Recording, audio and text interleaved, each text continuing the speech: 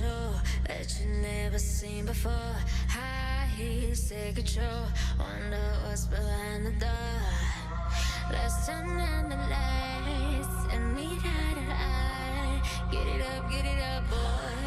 Get it up, boy. Say I'm more. Give a little something more. Just play no rules. Give a little something more. One day wrapped in your dreams. One time your favorite thing. Give me something, give me something. Oh, look behind the curtain, babe. Make you clean the silhouette. What's so sweet you can't escape? Behind the curtain, hide behind the curtain, babe. One touch and you fade away. Love the spotlight again. Give all you got.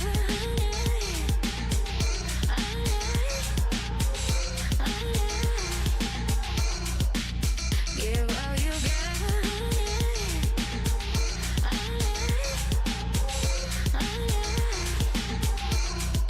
We behind the curtain on it.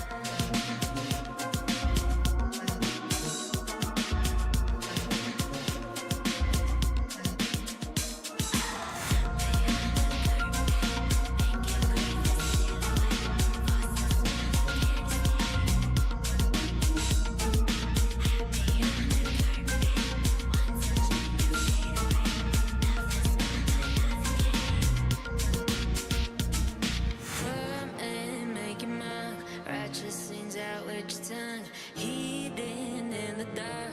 Go on, please me with your thumbs. Push me to the edge and we'll make a mess. Get it up, boy. Get it up, boy. I swear I'm more. Give a little something more. Just play no rules. Give a little something more. One day wrapped in your dreams. One time your favorite thing. Give me something, give me something. Oh, look behind the curtain, babe. Make you clear the silhouette. What's so sweet you can't escape? Behind the curtain, hide behind the curtain, babe. One touch and you fade away. Love the spotlight again. Give all you got.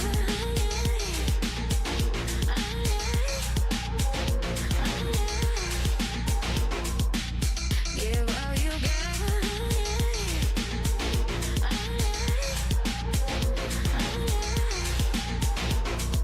We behind the curtain.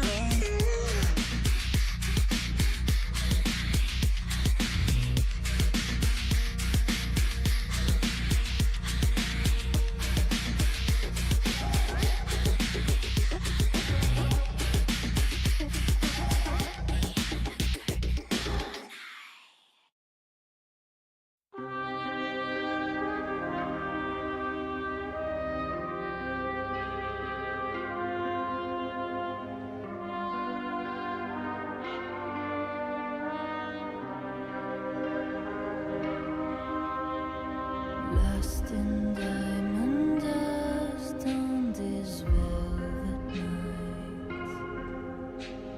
Gleaming eyes beneath neon lights. They come into play, they come into scheme. I smile and pretend that's my dream. Thousand faces that come and go. Truth that tremble and crumble. Never stop the show. Only one face that comes to free. That's the light.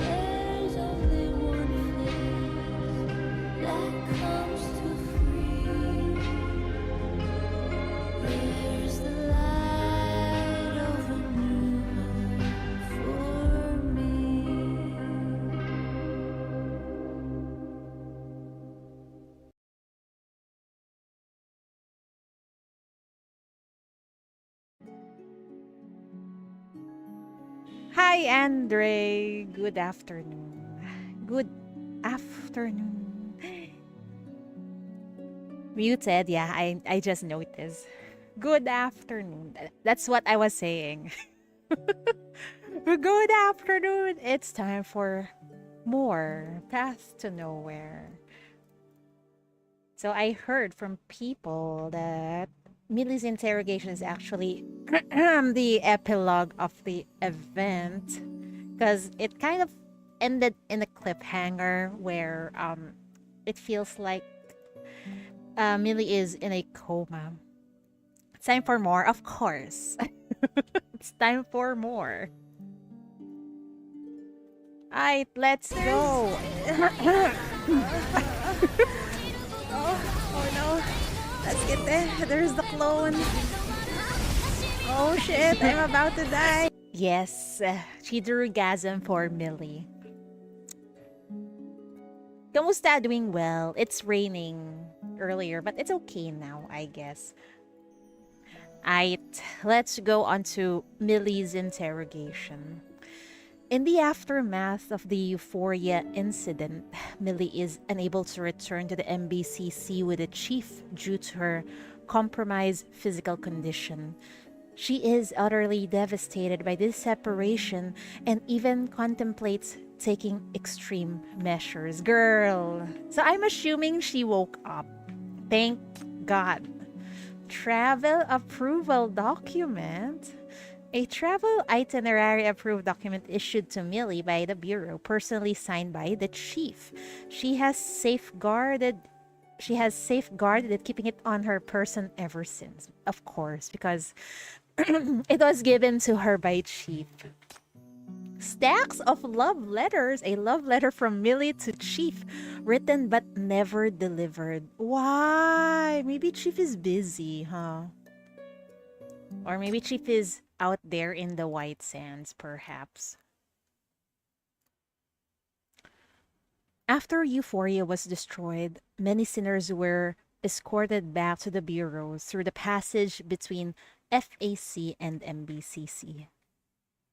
As an S-class sinner, Milly should have been among the first to be escorted back, but due to her physical condition, she was forced to remain for extensive treatment in the meantime. She's a bubbly one. Only a few days after she woke up, the whole hospital knew about how hard she'd fallen for the chief. We got another one. Man, I wish this was voiced. Oh, you guys will have to bear with my voice instead. I apologize. I heard its voice in CN, but sadly we don't play in CN. So, bear with my voice. Really? The one who saved me really was the hero of this city? I thought I was hallucinating before I died.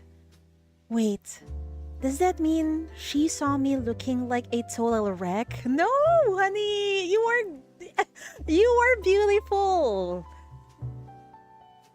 And I was crying my balls out. Not balls.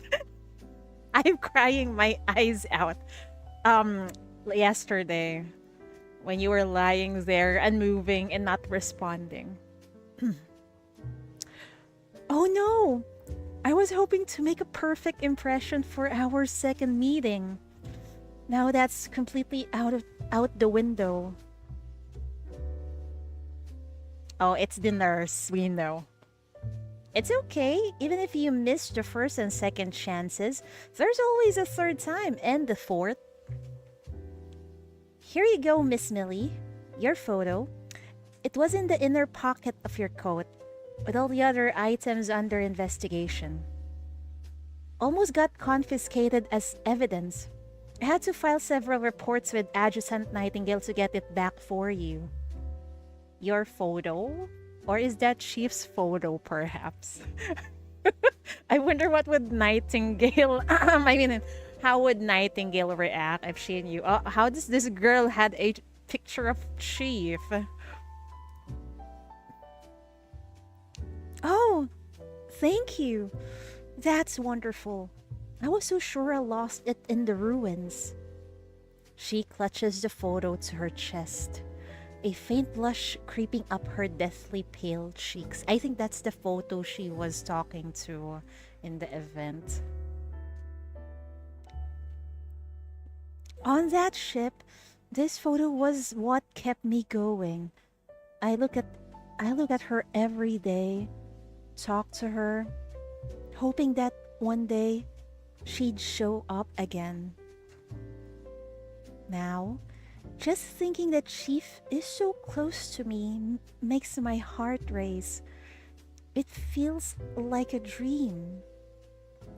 You really adore Chief, don't you? Come on, time for your medicine. Once you get your strength back, you'll be your radiant self again. Chief will surely fall for you. How much longer will it take? I've been stuck in bed for... Did you say it's been almost a week? What if Chief forgets about me? No, she won't. I'm sure that won't happen. But if you're that anxious, I can go file a request with Adjutant Nightingale right now.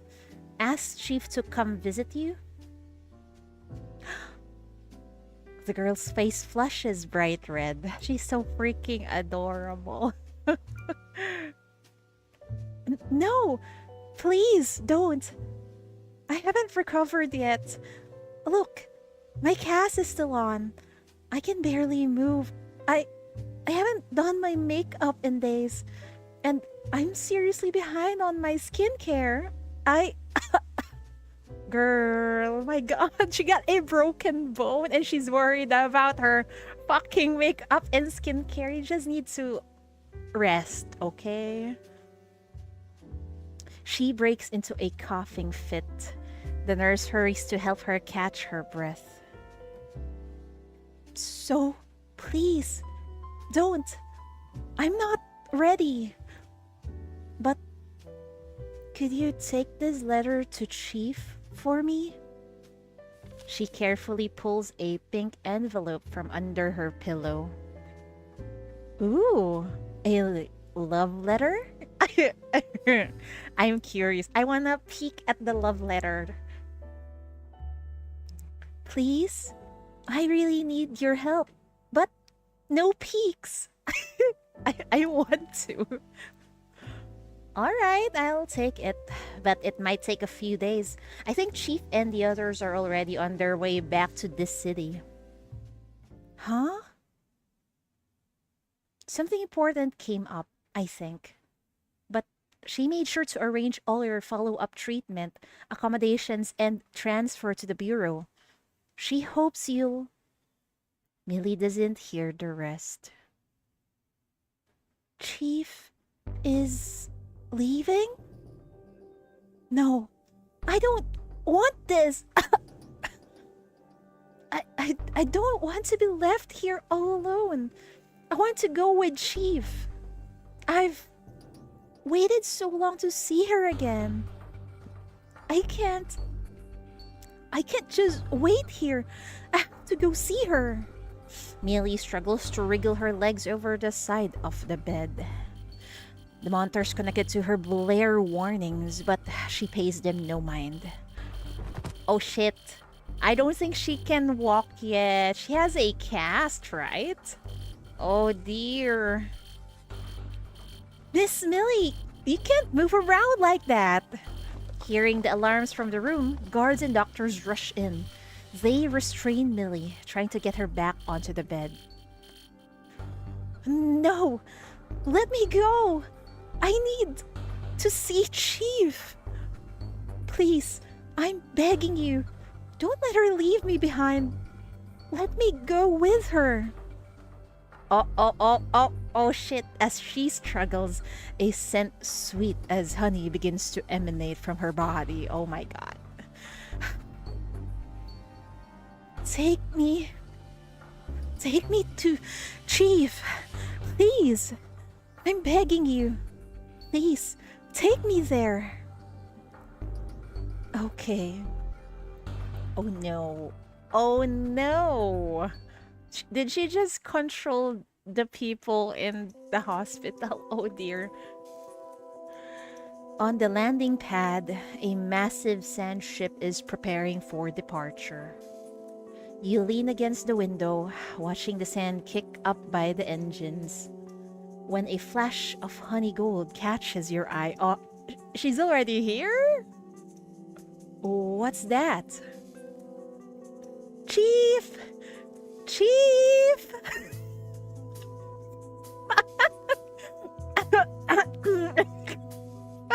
You can't believe it.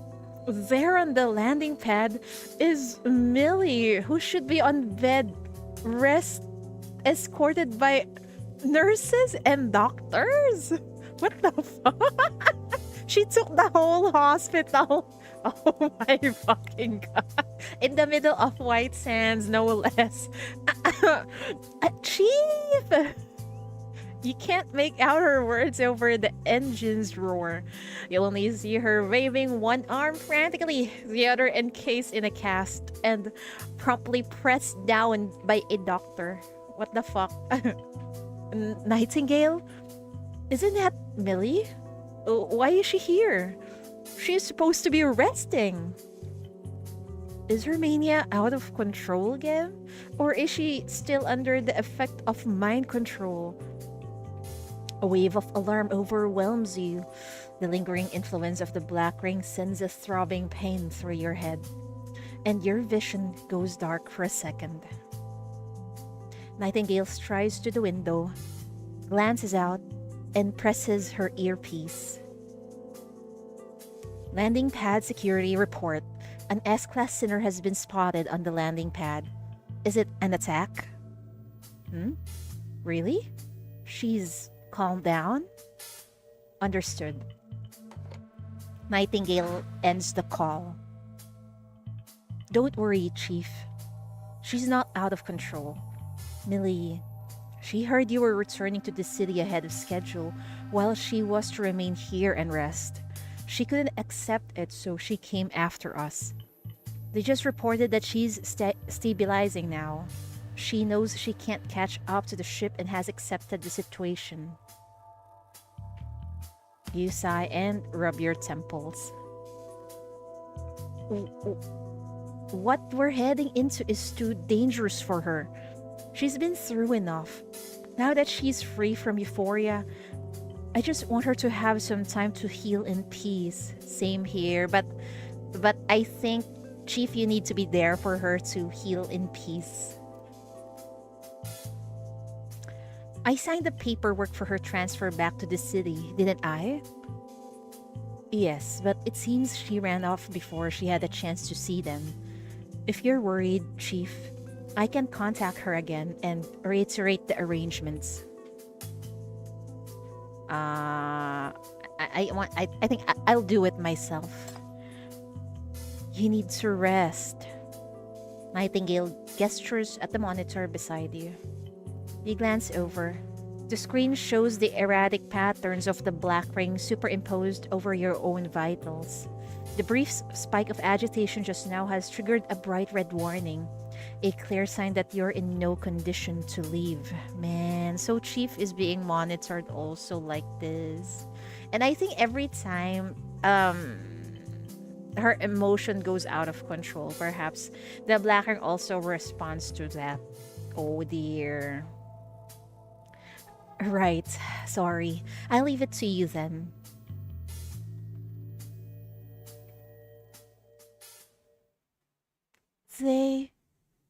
They're gone. Millie slumps weakly to the ground. Why? The guards have already surrounded her, but seeing the chief's ship disappear into the distance, Millie has no fight left and lets them restrain her again. One of the FAC soldiers walks up and activates a remote communication device. MBCCS 459, Miss Millie. Your presence here violates the detention protocols we previously agreed upon. Technically, this qualifies as an escape attempt. The guards have every right to use force. I don't care, Miss Nightingale. I want to see Chief. I want to go back to this city with her. Chief cannot see you right now.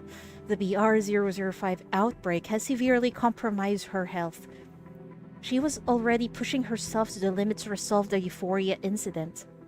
What Chief needs now is extensive rest and treatment. She's only leaving because circumstances have forced her hand.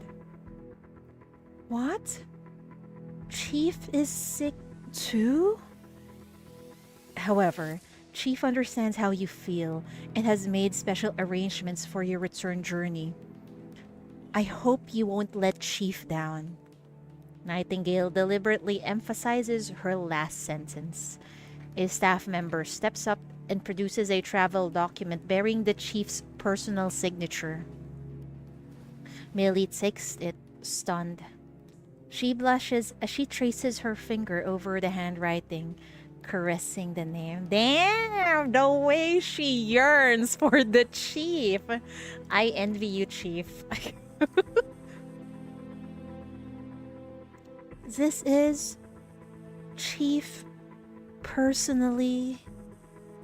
She lets out a soft breath and presses the document to her heart. I thought she's gonna press the document to her lips, but it's okay. About Chief's illness, is it... If I don't disturb Chief, would a peaceful rest help with a faster recovery? Yes, and the same goes for you, of course. I understand. The next time we meet, I'll be fully recovered. I won't make Chief worry about me again. But, can I ask you to deliver this letter for me? Finally, she carefully holds out a pink envelope. How bold of you, Millie, giving love letters through the official wife, which is Nightingale. Wow. But she doesn't know. It's fine. It's fine. My dear Chief, I couldn't stop myself from writing to you again. I'm not very good at writing. The person who taught me when I was a kid used to hit me, so I didn't like to write for a long time. But if I don't write, how else can I tell you how very much I love you? I think about you all the time. The last time I saw you, your shirt had blood on it. Did someone wash it for you? I want to be with you so badly, to secretly wash the blood out of your shirts. I'm so jealous of whoever gets to do your laundry. Does she have to say that? Calm down, cheater. Who could be so lucky to always be by your side? A lot of sinners, I think. When she said laundry, I am thinking about graves and being our self-proclaimed wife of the Chief. If I had a chance, I'd stay right by your side and never leave. I would wash all your clothes and iron them perfectly. No one could do it better than me. I look for you even in my dreams, but I don't know where to find you. The place I go the most is the place we last saw each other. But I know I'll never see you there again, even though that place hasn't changed at all in my dreams. I'm begging fate to give me one chance to see you again. I know you hold me in your heart too. I'll seize that chance with everything I have, and I'll show you how much I love you. I can be the perfect lover for you. Another sinner that's applying to be a wife. Get in line. My love, may this letter carry to you a million of my silent kisses. That is fucking short! What was that? Milly's love for you is both heartfelt and impulsive. You wish so deeply that you both could have met under healthier, more ordinary circumstances. For now, you can only part ways temporarily and patiently await the day you'll meet again, hoping that by then, you will both be fully prepared. What the fuck? It's like, a star-crossed lover kind of setting, I think.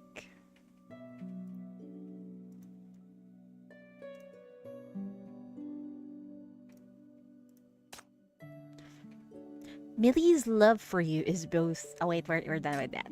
Oh, wait, let's grab this first. What is this? A headscarf? A headscarf for tying up long hair, which Milly once lost in White Sands. Who gave that to her? Milly has finally regained her health and embarks on her journey to MBCC. Eager to see Chief, she is caught in a rare sandstorm while crossing the White Sands. Confronted by this unforeseen peril, what is it that renews her courage once more? I thought she's going to be transferred. But, wait, maybe there was a sandstorm, so they were late. A few weeks later, the massive sand ship cruises through the White Sands, a great black whale in a sea of dunes.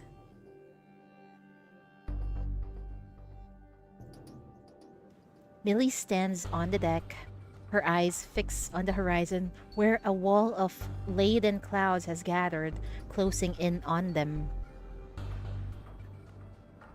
Sandship 4A calling MBCC, come in. Cyclone detected to the northeast, force 12, particulate concentration of 3,500 micrograms per cubic meter. Visibility in the northeast quadrant down to 300 meters. Sandstorm core expected to hit in 10 minutes. Over. Copy. Unable to contact headquarters. Requesting switch to emergency channel. Switching to channel 112. Sandship 4A calling MBCC. Experiencing high intensity convection. Possible sandstorm. Requesting assistance. Do you copy? Damn it! Signal's gone!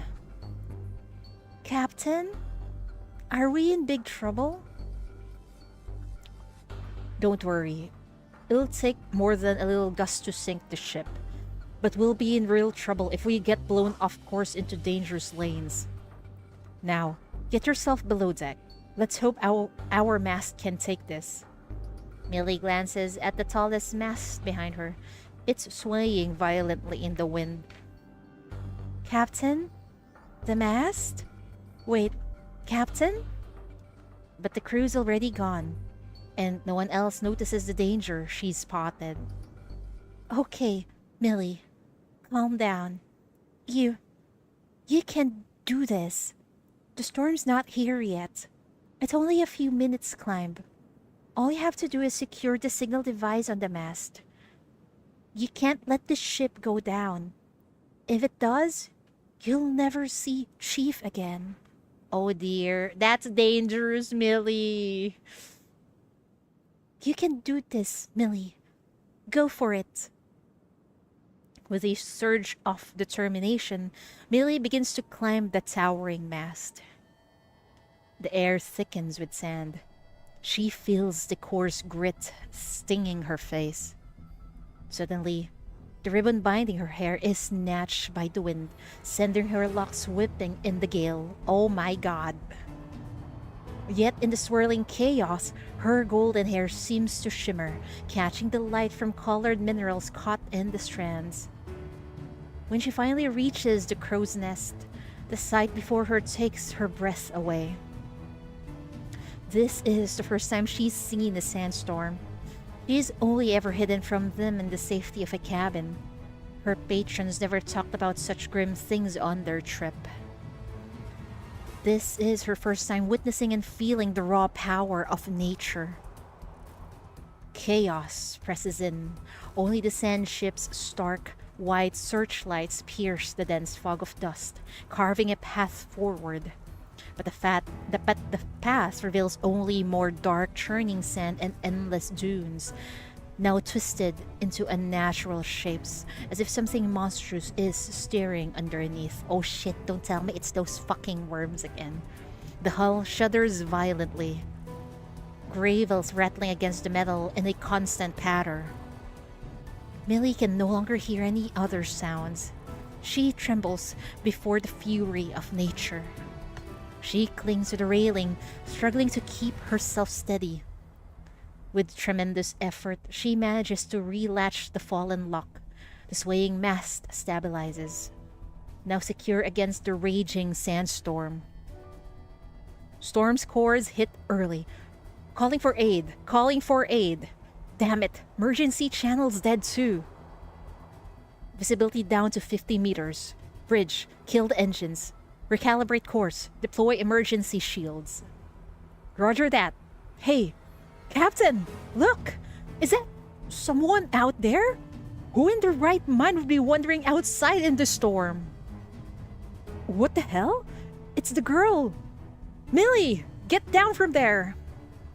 Large pieces of gravels pummel the ship. A rock hits the hull near the mast, shattering a metal part. A shard whizzes past Millie, drawing a thin line of blood. Oh shit. Millie struggles to climb down, her petite frame swaying precariously in the wind. Come on, Millie. Just a little farther. Don't give up now. You worked so hard to see Chief. If you die here, all of it will be for nothing. Chief will never know how you feel or even remember you. You have to live. You promised. You promised you'd live to see her, and you'd be your best self when you did. Just as her strength begins to fail, a flashing light pierces the darkness.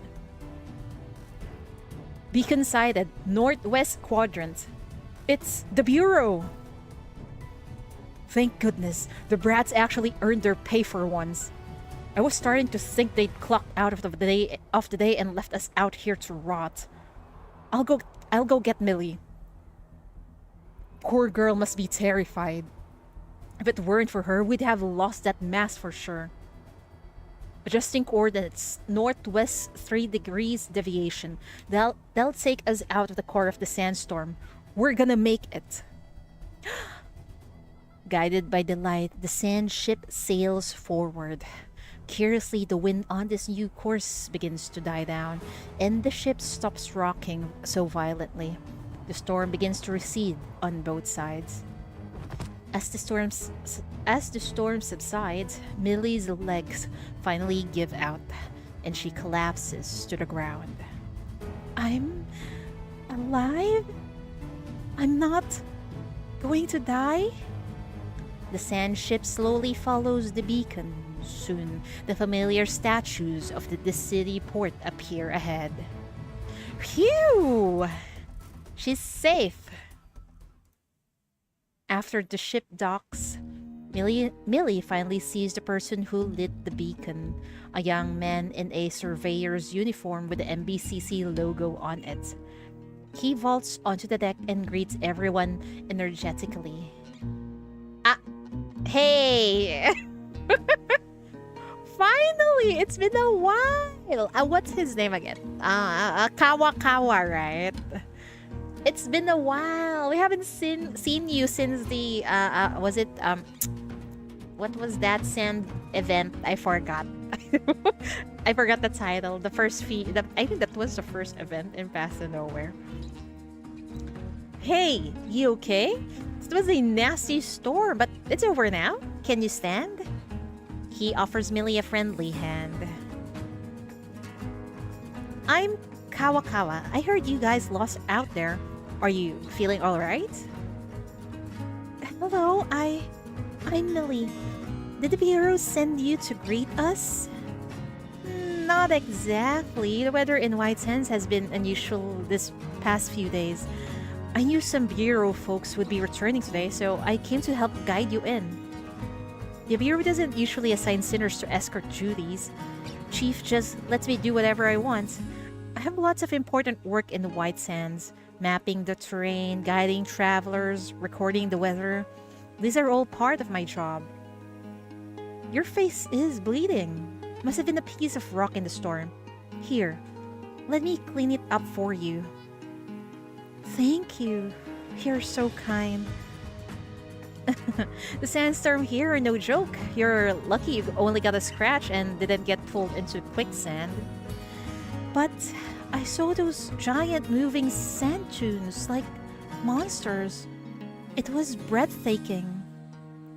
Wow, you've got guts. Sand dunes are a White Sands specialty, but you only see the giant moving ones during a storm. Perhaps it was the power of love that kept me going. I just kept thinking that I couldn't die there, and I held on. And then I saw them.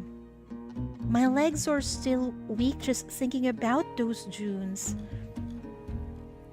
The dunes are one side of White Sands, but we also have a brilliant starry sky that you won't find anywhere else. Did you say stars?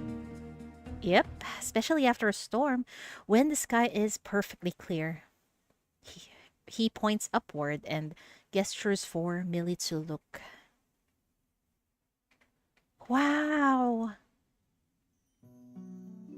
Chief once told me that the terrifying sand dunes and the beautiful starry sky share the same white sands. To see the stars, you just have to be patient. And don't forget to look up. Don't forget to look up. Do you talk to Chief often? Not really. Chief came to White Sands on business once, and I was the guide. It was wild. Holy flowers, bandits, sandstorms, you name it. Chief showed up and solved one crisis after another. It was so cool. Yeah, I knew it. It's the first event. That's a story about Chief I've never heard before. Could you tell me about it? Huh? Oh, well, I suppose I could. But I'm not much of a storyteller, so... And that's how Kawa-kawa and Billy became BFFs. Kawa-kawa briefly recounts his adventure with Chief. That's so different from the stories I've heard. In my versions, Chief is always a lone hero, charging into enemy lines and single-handedly saving the day. They rarely mention Chief's companions. They made Chief like a very, how should I say this? Like a shonen protagonist, I think.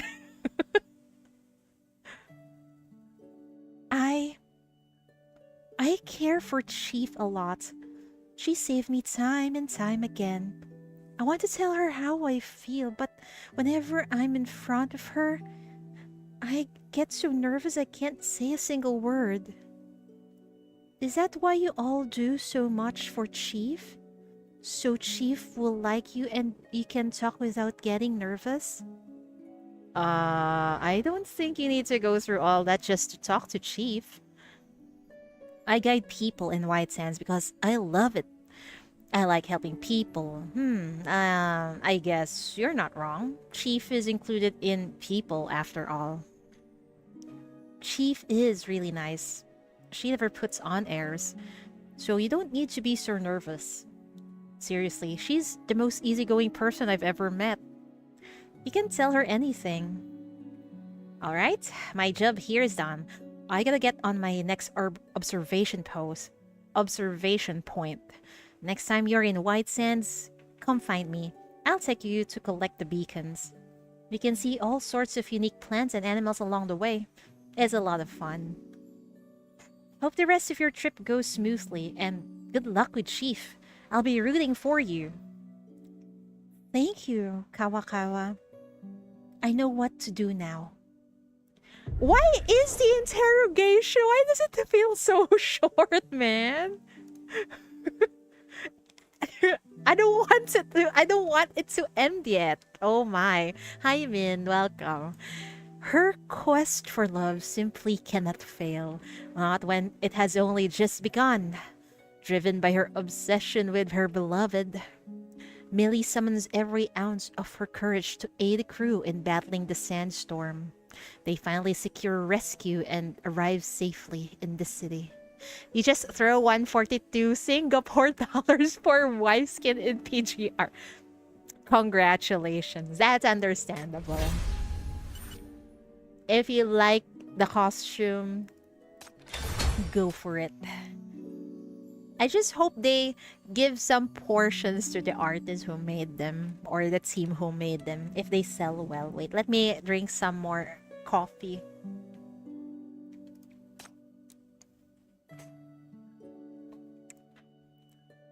Wow. Coffee is so nice. New to Eastside, Millie is curious about everything. Under Zephyr's forcibly arranged companionship, she spends her days dining out and exploring, enjoying a simple yet delightful, carefree respite. After a night of revelry, she finally understands why the chief has arranged this homecoming journey for her. Oh, that is so sweet of Chief. She made sure that Millie would experience a normal day. Is that a perfume? A bottle of mead. The most sought after cocktail in Eastside. It's an alcohol. Can I have one?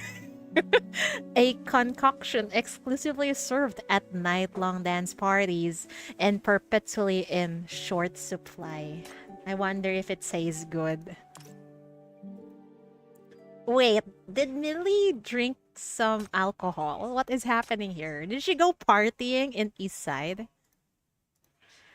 As arranged, someone will pick up Millie up at this city port. She carefully takes the document bearing Chief's signature from an inner pocket and reads it over and over. Wait for me. We'll see each other again soon. Helicopters and aircraft occasionally pass overhead. Some fly close to the ground, emitting deafening roars. I can't believe we got another sinner in interrogation. I love the direction of the new interrogations. They're introducing, reintroducing the older sinners, man. I don't know how Zephyr sounds though. There you are! Finally found you! Millie turns her head to see a girl in a flight jacket pelting toward her like an aircraft in a nosedive. The Bureau's logo is emblazoned on her clothes, and her striking orange hair is impossible to miss. Hey, Millie! I'm Zephyr. Great to meet you. Where do you want to go? How about a bar? I know all the best spots in Eastside, or we can watch a movie? Or are you hungry? We can grab a bite. Nobody knows the food scene in Eastside better than I do. I'm not really here for fun. Can you just take me to MBCC? We'll get there, of course, but come on! You have no idea the hoops I had to jump through just to get this assignment and stretch my legs. Can we just get back a little later? Staying cooped up in the bureau all day might as well bury me alive. Oh, is it like that? On my way here, I got the impression that everyone at MBCC was really friendly and open-minded. You'll see how dreary it is once you get in. Sure, there's the parole policy, but at the end of the day, we're still inmates. We just get a tiny bit of freedom back, that's all.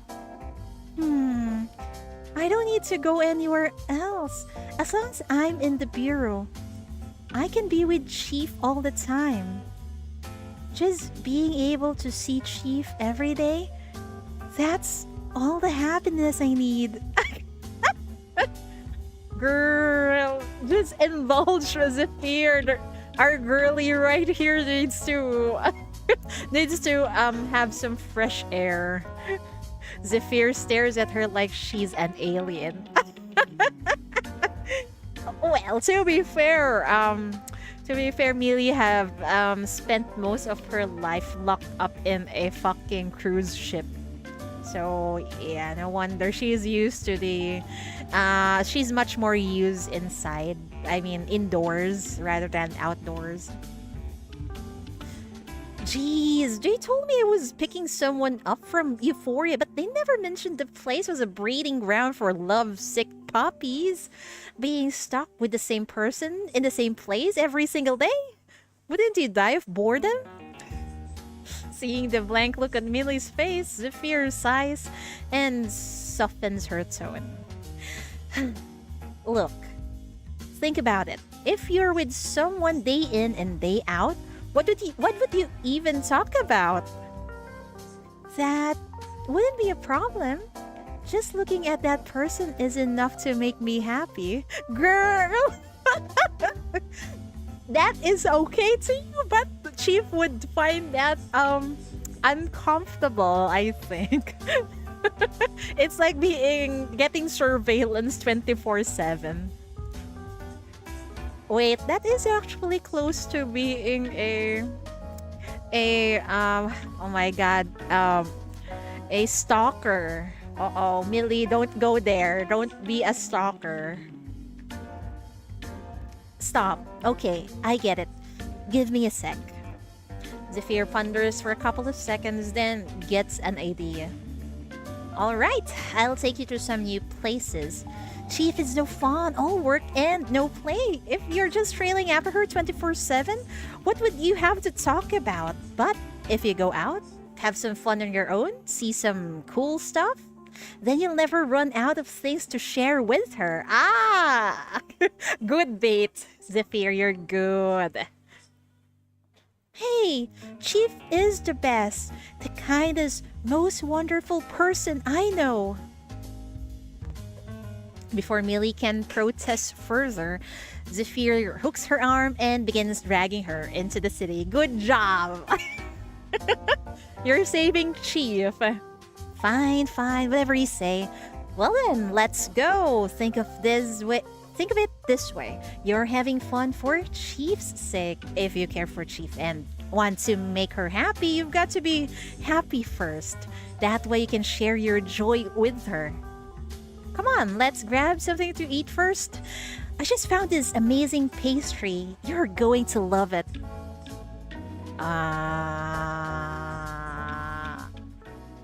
Is this a cafe? Why is it so dark in here?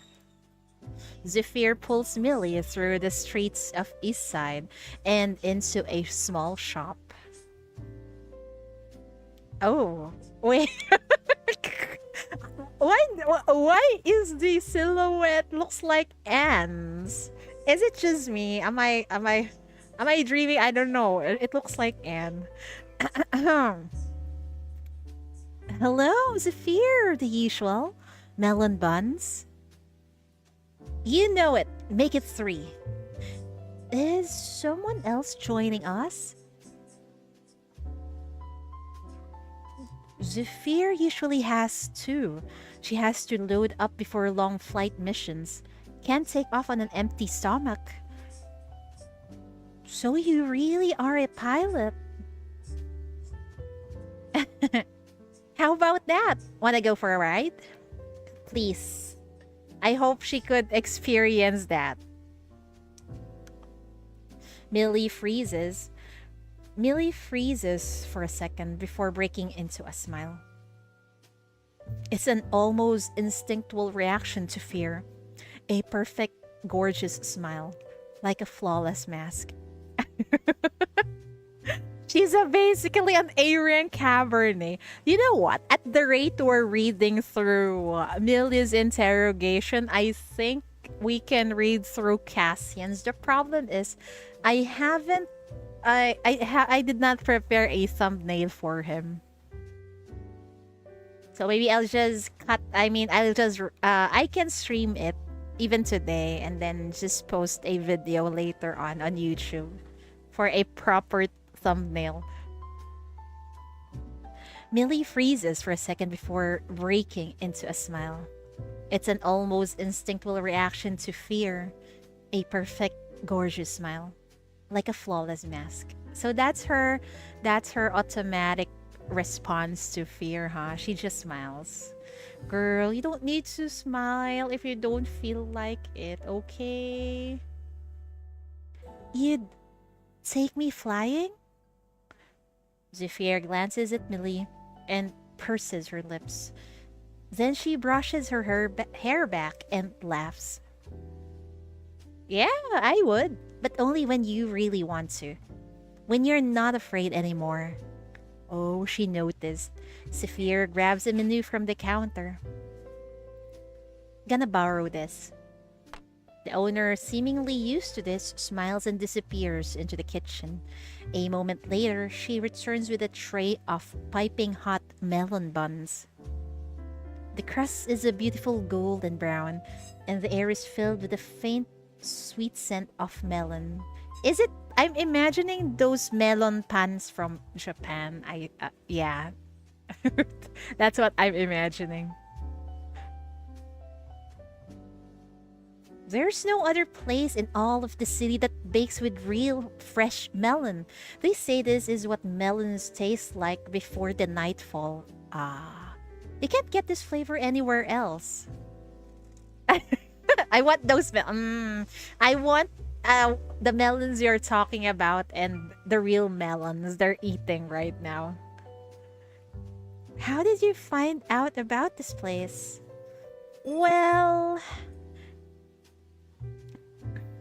the recipe was my mother's.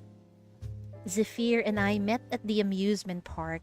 I passed out from fear on the drop tower ride, and she was the one who brought me back. Drop tower? Oh, Millie, you should go to an amusement park. Oh? Interested? We can go later. It feels just like a plane crash. Don't scare her. A plane crash? Millie stares, and Zephyr wiggles her fingers to mimic an airplane. Something flutters from her hand. Millie flinches back before realizing it's a paper plane, freshly folded from the menu. A plane crash. It's simple. Your heart pounds for a bit. You feel weightless, like you're floating for a good long while, and then it's over.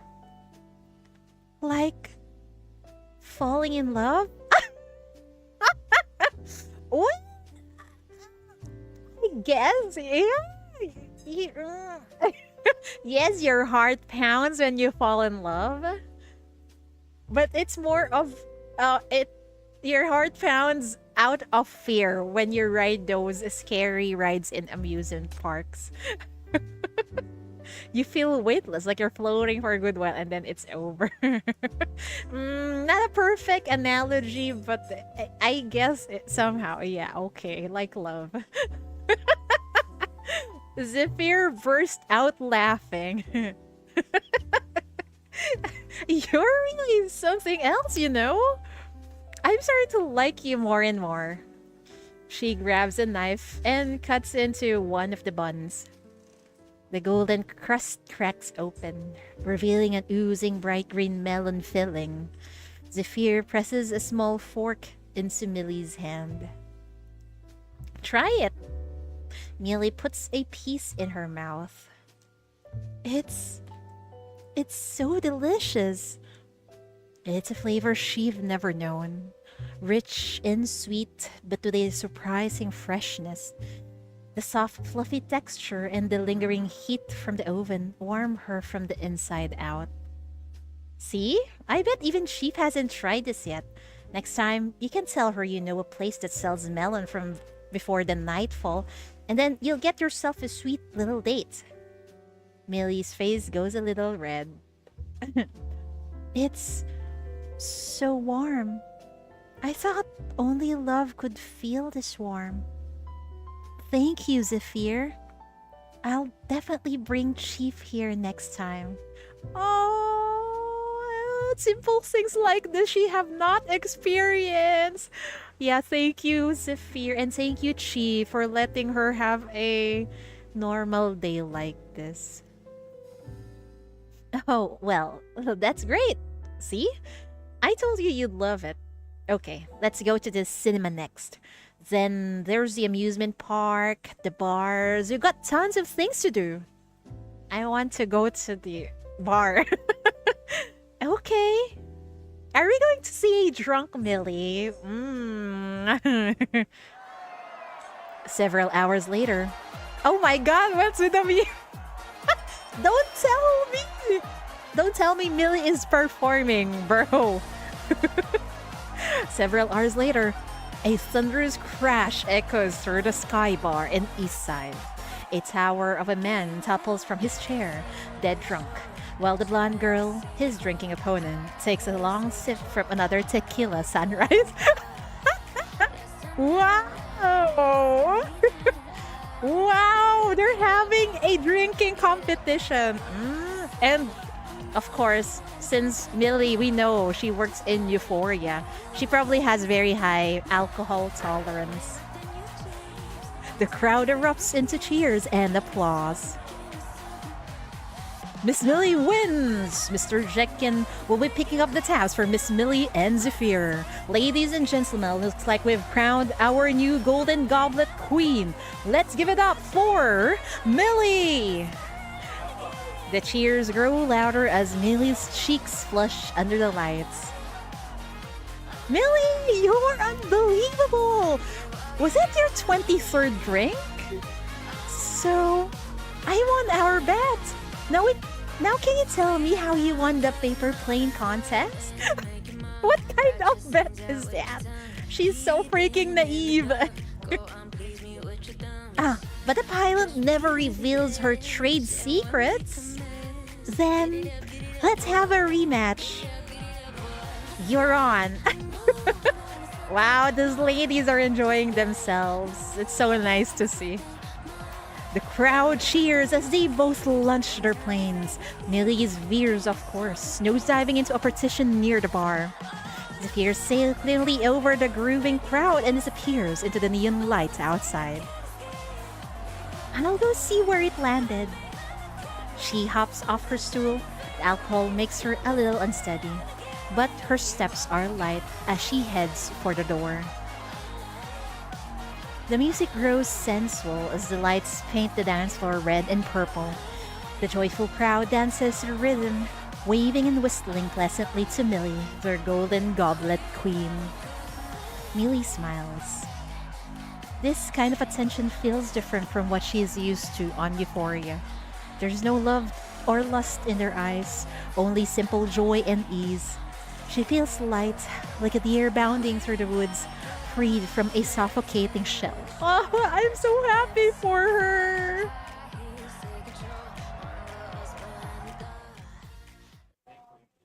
Milly finds herself on the rooftop terrace, but the paper plane is nowhere in sight. She leans over the glass railing and peers down. In the pale light of dawn, even East Side, the city that never sleeps, begins to dim its lights. She takes a deep breath of this city's morning air, so different from the scorching heat of white sands. The cool breeze seems to calm her racing heart. Millie, what are you doing out here?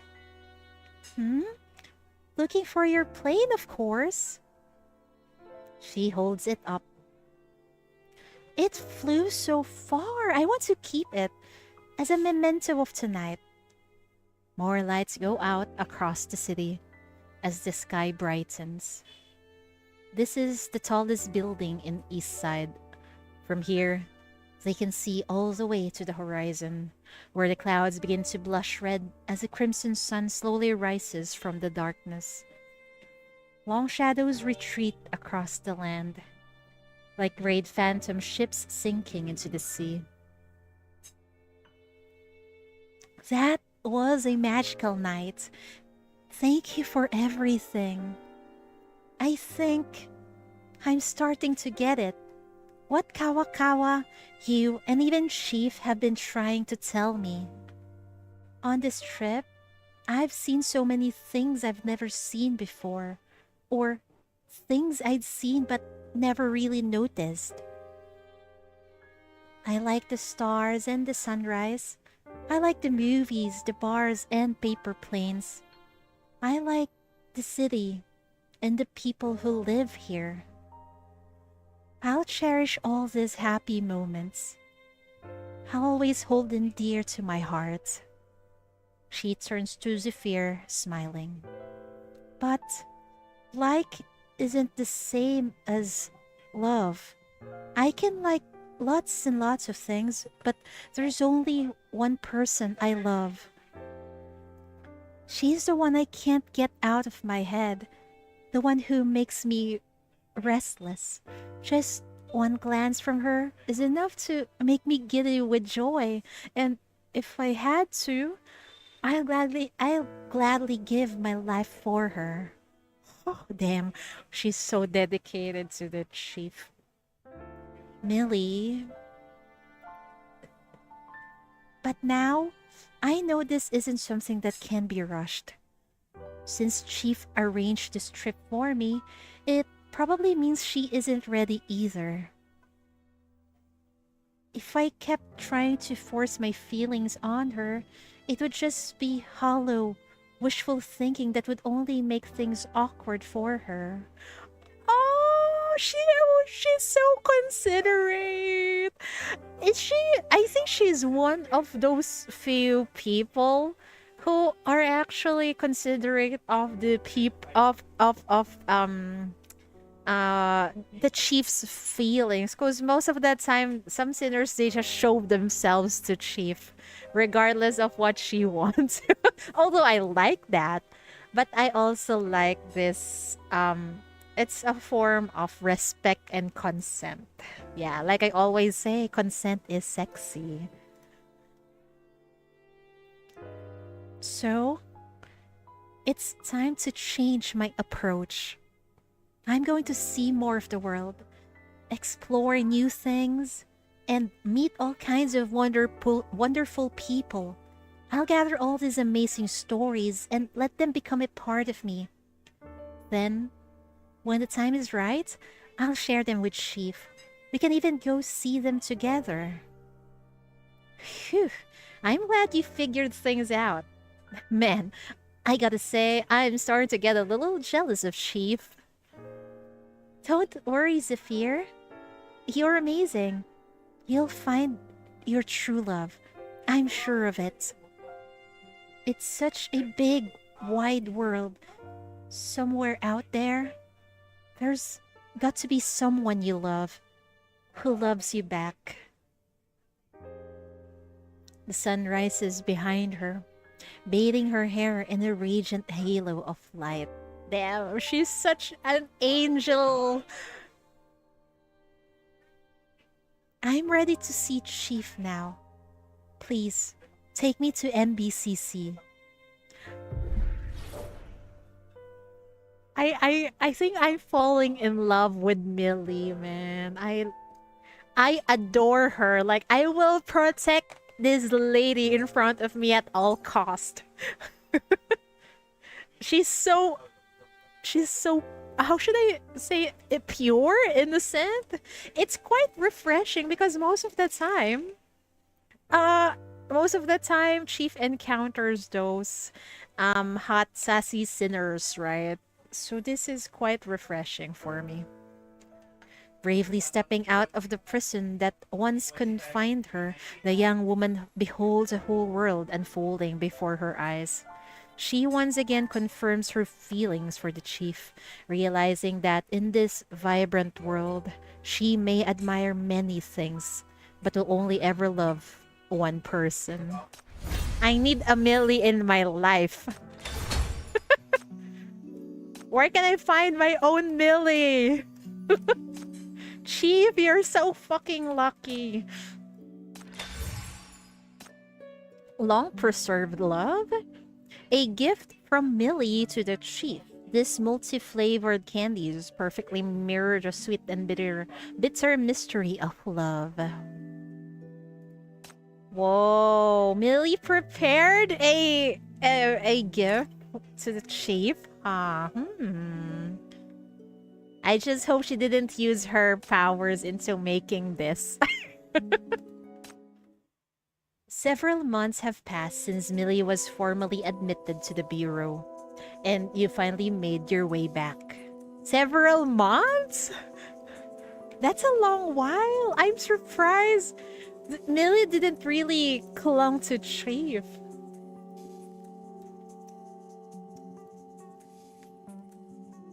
You've barely sat down at your desk when an interrogation request appears before you. Okay, here we go, the formal interrogation. I'm ready to see her. Damn! Nearly so hot. Good afternoon, Chief. I'm so happy you finally come to see me. This is the first time you've properly seen her face to face since she woke up. She sits relaxed in her chair and offers a smile as sweet as honey. It's been months since we parted on Euphoria. I've missed you so much. Whenever I missed you, I'd ask the staff about you. They were always very kind and would tell me what you were up to, whether you'd returned safely, whether you were hurt or... I worried, but there wasn't much I could do. I knew you were busy with important things and that's why you couldn't come see me, so I tried my best to be patient.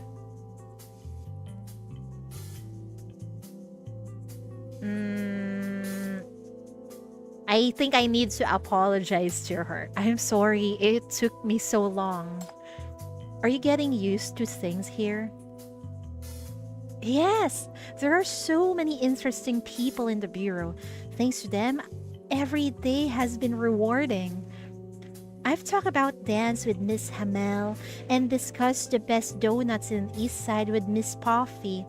Miss Yugu always has fascinating stories about Istia to share with me.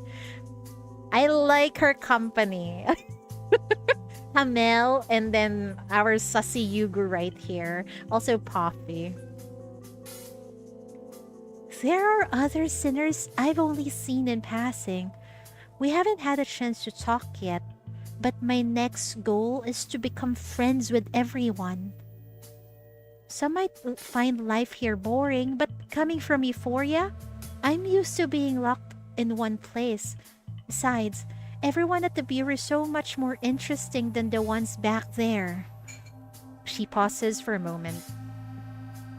I've been trying my best to put into practice what Kawa-kawa, Zephyr, and you wanted to tell me. I know what you've been trying to tell me. That I need to love myself before I can love others, and love the world before I can love all the people in it. I get the idea, and I've found many things I enjoy now. But I think it would make me happier if I could share them with the person I love most. Did you wake Millie up with true love's kiss already? No, not yet. These precious memories, I want to share them with you, Chief. Cautiously, she looks into your eyes. Can I? You can feel the intensity in her eyes. The rise and fall of her chest betrays the excitement she's trying so hard to contain. Her words are measured, her actions restrained. She doesn't want to make you uncomfortable, but the love she feels is threatening to spill. You choose your words carefully. Chief, just please don't hurt her feelings, okay? I heard you ran into a sandstorm on your way back. Millie's expression brightens.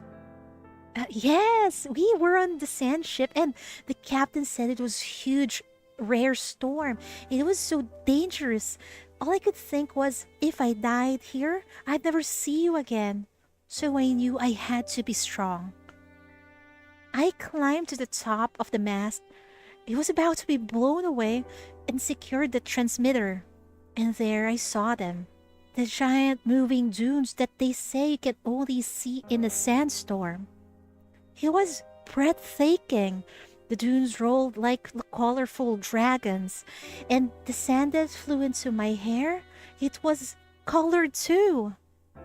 Kawa-kawa told me that the sand dunes and the stars are made of the same stuff, and that the most beautiful night sky is the one that comes after a sandstorm. Then I met Zephyr in the city. She took me to so many places. I tried melon from before the nightfall and watched the latest blockbuster movie. We spent the entire night at the bar. Everyone here looks at me differently from those people. Everyone here looks at me differently from those people did on Euphoria. They don't love me. They simply treat me as an equal. A person just like them. Okay, haven't read it yet. Okay. Thank you for dropping by though. It's really good. It's good. It's heartwarming. And I agree. I began to fall in love to Millie once more. And as legend, you're like, it's okay. There's a bond. You can catch that. They don't love me. They simply treat me as an equal. A person just like them.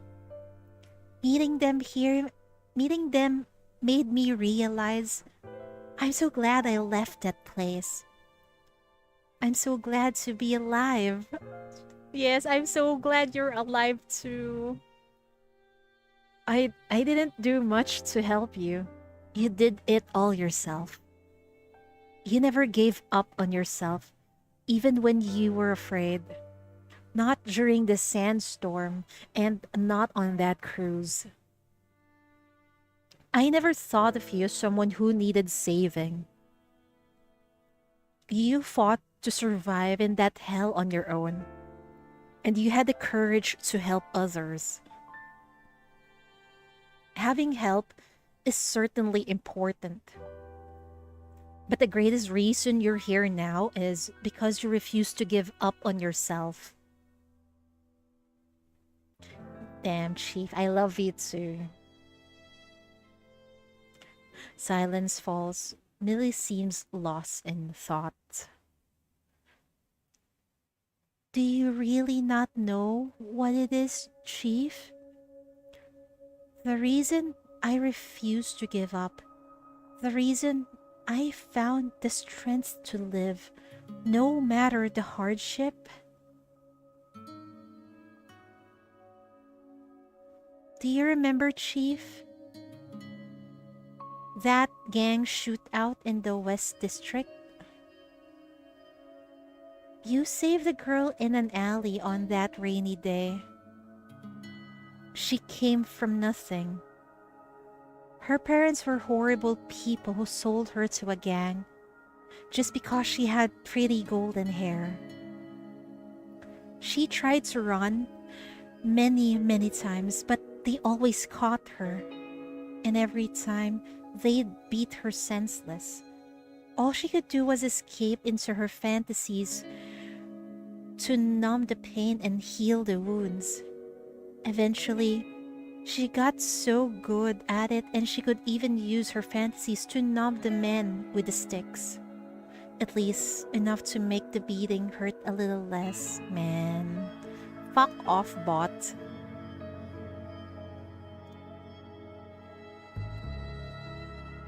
Where are we? I got distracted. Eventually, she got so good at it that she could even use her fantasies to numb the men with the sticks. At least enough to make the beatings hurt a little less. Then one day, the revolution came. Rust fire swept through the West District and the gangs were wiped out. She was finally free. She could escape and not be dragged back. But she was so weak. She got hurt in the escape and she couldn't keep up with the crowds. She ended up lying in a filthy alley in the rain, waiting for the monsters to come waiting to die. So she retreated into her fantasies one last time. She dreamed that someone would come, someone who would love her and protect her, someone who would give her a happy home, a happy life. She was dying. The least she could do was imagine her face before the end. And then, as if the heavens heard her pleas, someone ran toward her, driving back the growling monsters with the flashes of red light. With rain and blood blurring her vision, she couldn't make out her savior's face. All she could tell was that she had shoulder-length hair and smelled of blood and gunpowder. She carried her to safety and gave her a dagger for self-defense. Then, she was gone. She seemed so busy. The dagger she gave her was sharp. Sharp enough to slit the monster's throat or her own. But in the end, she didn't bring the blade on herself. Because now she had the hope to live. She believed that just like all her other fantasies had come true in one way or another, this person had to be her fantasy come true too. The one who would love her, protect her, and give her a happy life. But it was just a fantasy, wasn't it? A fantasy that carried me through so many hardships that I started to believe it was real. The sweet scent of honey fills your senses. Something flutters in your chest, pulsing, surging, fighting to break free. You seem to see MILLY rise from her seat and walk toward you. She takes your hand and places it against her cheek. Her eyes are wet like a newborn fawn's. The air she breathes seems laced with the sweetness of honey. I wanted so badly for it to be real. What? There's an option to kiss her. Okay, that's it. Yes, of course, I will kiss her. I won't push her away. I love MILLY. Kiss her. She leans in with a delicate peck. Once isn't enough. She does it again. Oh! Oh my god! I hit my mic, sorry about that. Oh my. Whoa! Things are getting intense, man. She leans in with a delicate peck. Once isn't enough. She does it again. First your nose, then your cheek, and finally a carefully tentative touch against your lips. Ow! Wow! Yet she lingers there, afraid to go further. Girl, just do it. Her movements are shy and cautious, terrified of shattering this fragile dream. I love how she stopped herself. She's clearly respecting Chief's boundaries. Although if that were me, I would welcome her kiss, okay? You feel something wet on your face and realize she's crying. Both bitterness and sweetness pass from her lips to yours. It seems that only here, in this illusion, can she finally have what she's always wanted. This is okay. This might be up to our imaginations, but I think this is a direct kiss, guys, because of how it is written like this. See, both bitterness and sweetness pass from her lips to yours. Yes, it's a kiss. It seems that only here, in this illusion, can she finally have what she's always wanted.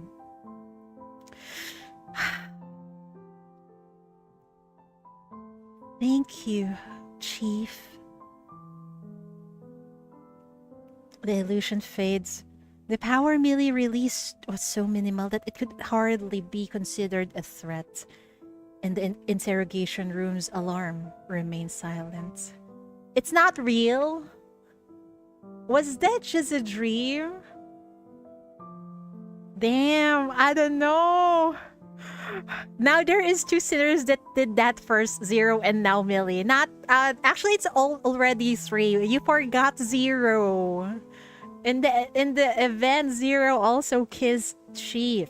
And now it's wait, you got Zero. Graves, I mean Graves. You forgot Graves. Graves also. In the interrogation, she kissed Chief while she was sleeping. She's showing, yes, I think that's a good description of what just happened. Yeah. The illusion fades. The power MILLY released was so minimal that it could hardly be considered a threat, and the interrogation room's alarm remains silent. She's back in her chair, a faint smile on her lips. Her eyes are glistening, as if on the verge of tears. Why? Thank you. Wait, she sounds different. Thank you, Chief, for letting me have my dream.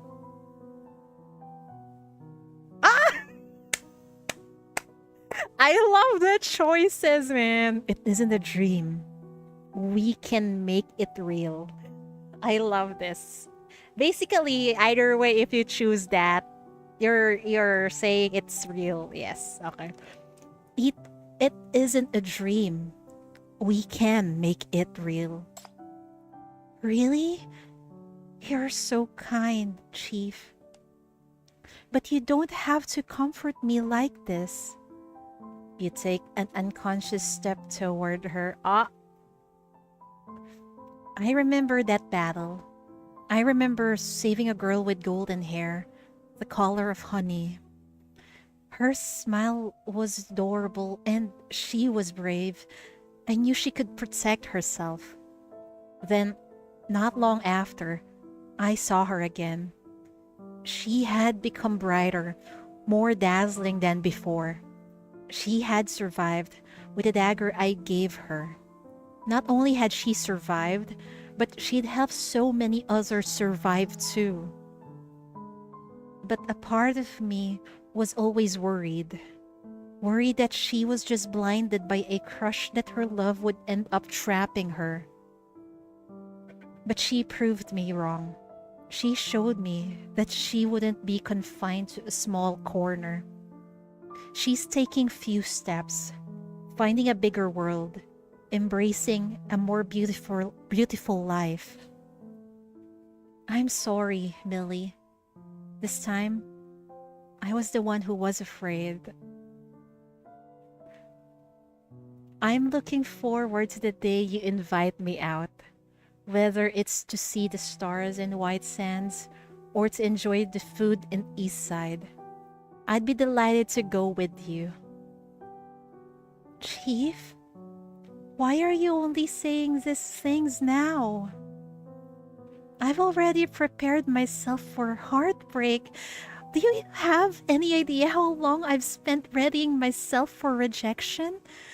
How many nights I cried? Girl! She was preparing for a fucking rejection and it didn't even happen yet! She's so freaking adorable! She was crying while saying that she thought she was rejected. Okay. I thought, okay. There was no mention of crying, so I just read it like that. Anyway, it's fine. But actually, it fits that she's crying. Like, Chief, why are you only saying these things now? I've already prepared myself for heartbreak. Do you have any idea how long I've spent readying myself for rejection? How many nights I cried? Millie's face flushes red, her eyes welling up in angry tears. Ah! See, okay, there you go. It was said later. It's welling up with angry tears. I see. I thought you didn't care for me at all. I'm already prepared to win you over from scratch. Forget it. I'm not taking you with me. I'm taking someone else. You can just stay here and work yourself to death for all I care. Grab her hand. Chief! Oh my god, Chief! I'm what the fuck is this? I'm like a giddy teenager watching a confession from a drama. You easily catch her flailing hand and, unfazed by her tantrum, hold it gently in yours.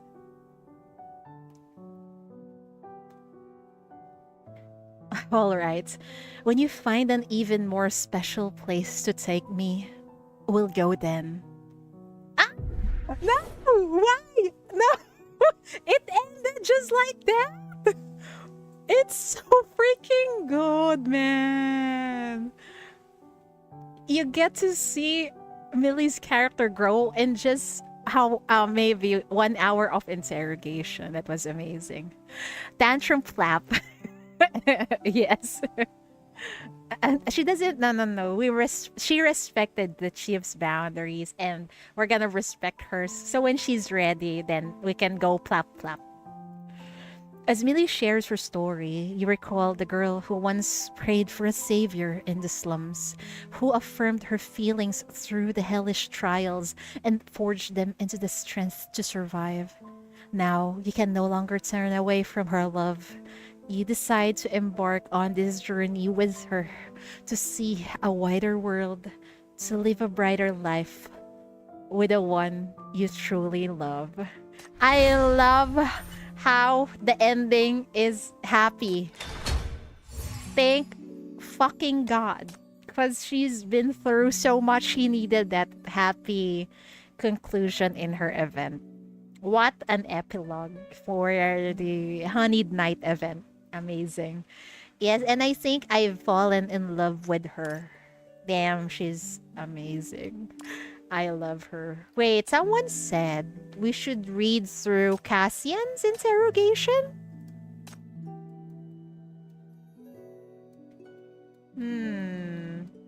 Cassian, where are you?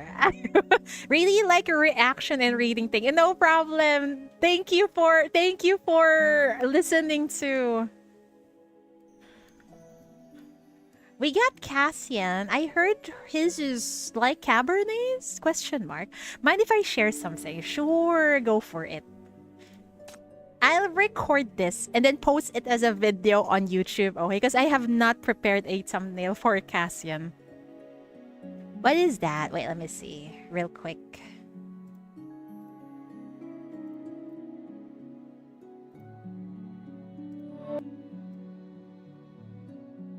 Oh, this is this is the one you gacha. I see. Has this been released on Global?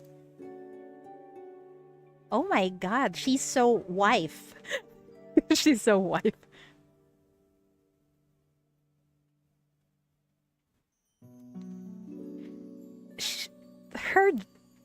Her kimono looks like a wedding kimono. Are you getting married to her? She's so pretty. Kuro has actual wife skins. They should do this also in Wuthering Waves. She's so wife. Boa plays are not ready, man. They should. It's so pretty. Even the effects.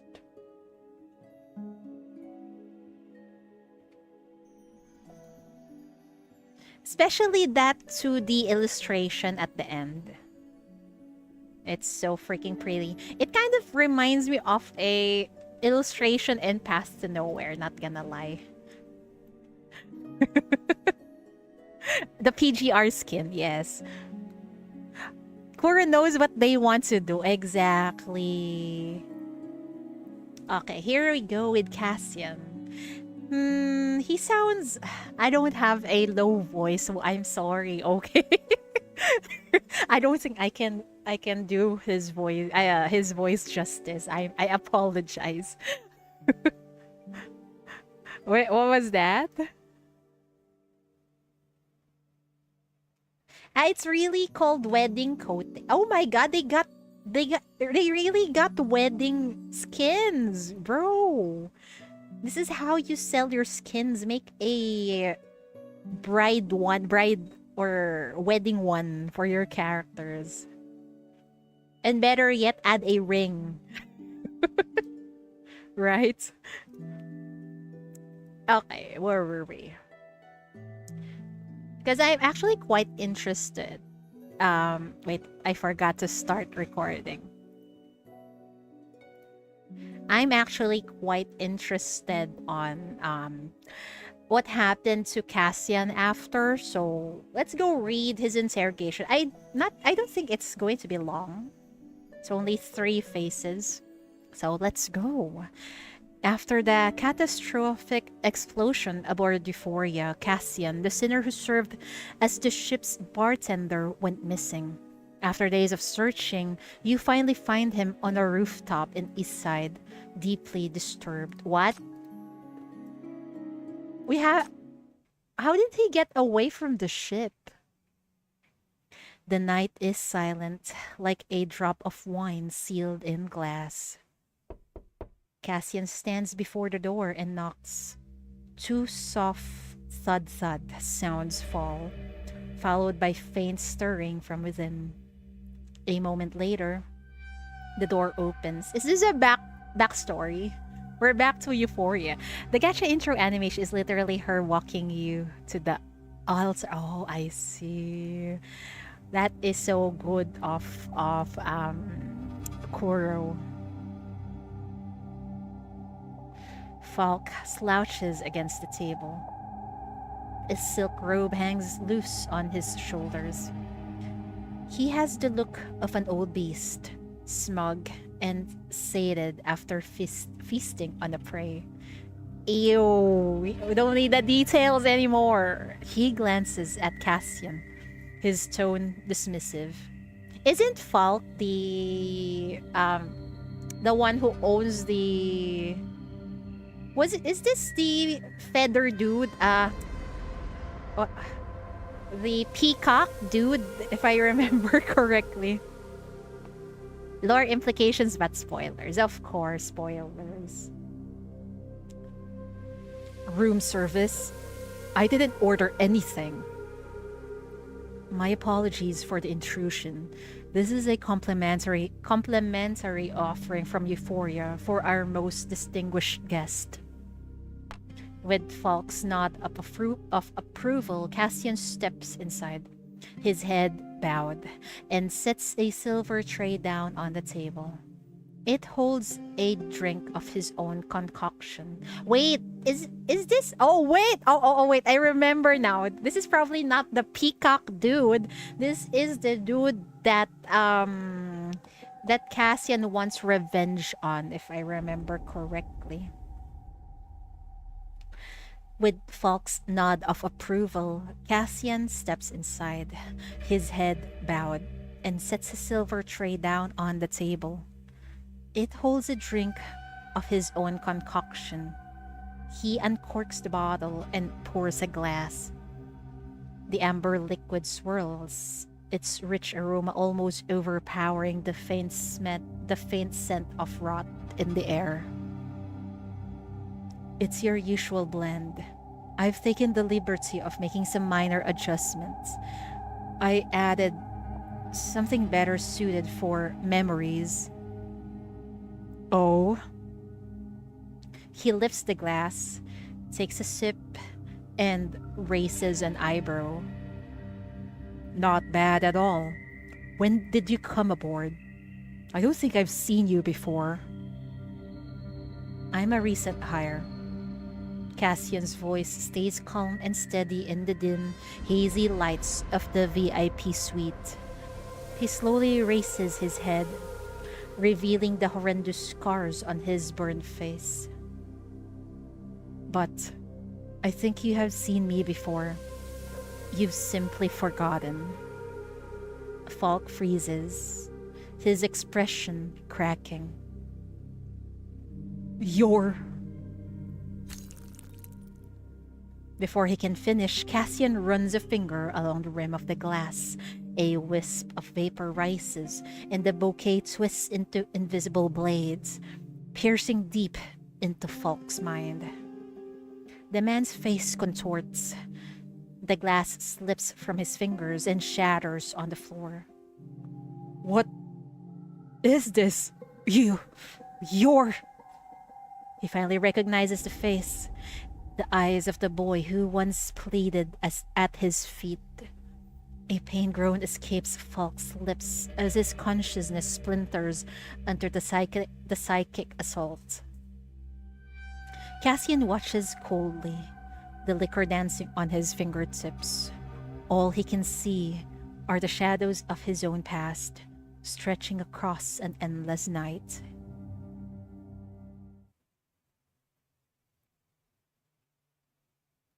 On his first day aboard the ship, he'd played the piano and mixed drinks with every ounce of skill he had, all to secure position on Euphoria.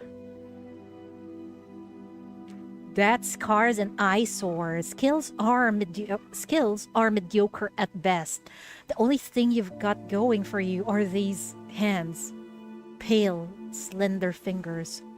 Well proportioned.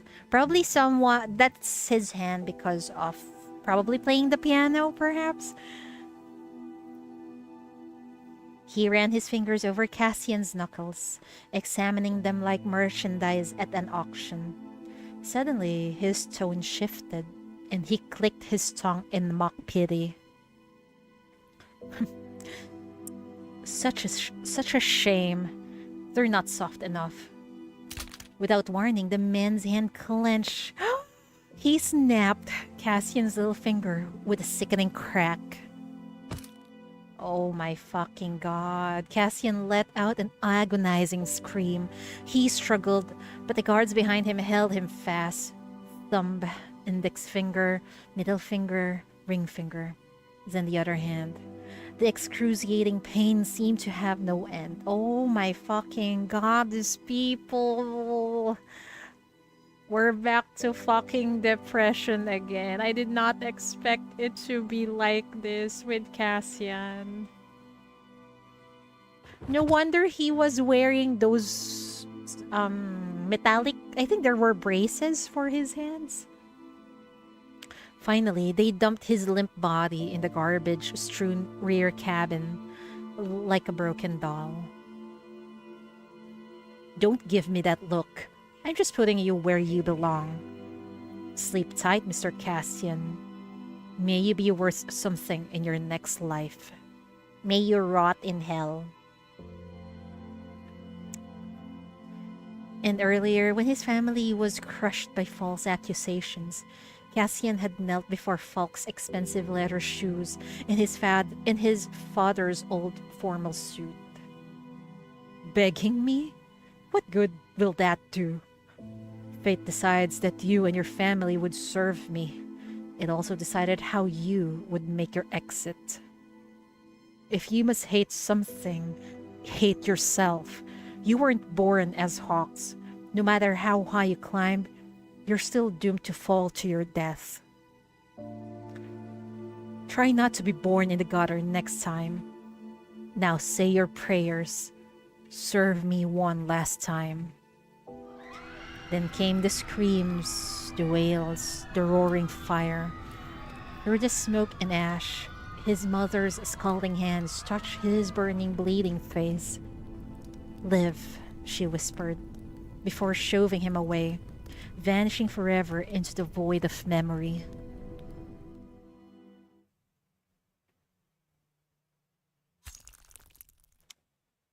His revenge is justified, I think. I think we need to have revenge on that recruiter also. The one who broke his fingers. Fuck that dude, for real. Cassian clenches his wrist. Cassian clenches his fist. The amber liquor rises into the air, writhing and contorting before plunging into Falk's eyes, his ears, his nostrils, his mouth. Falk howls, toppling over his chair.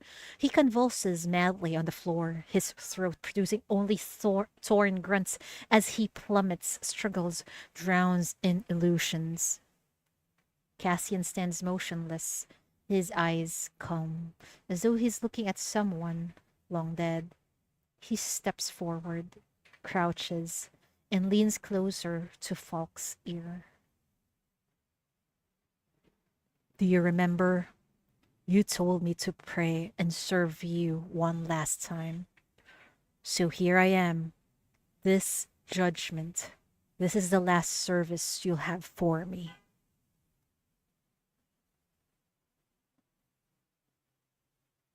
Wow.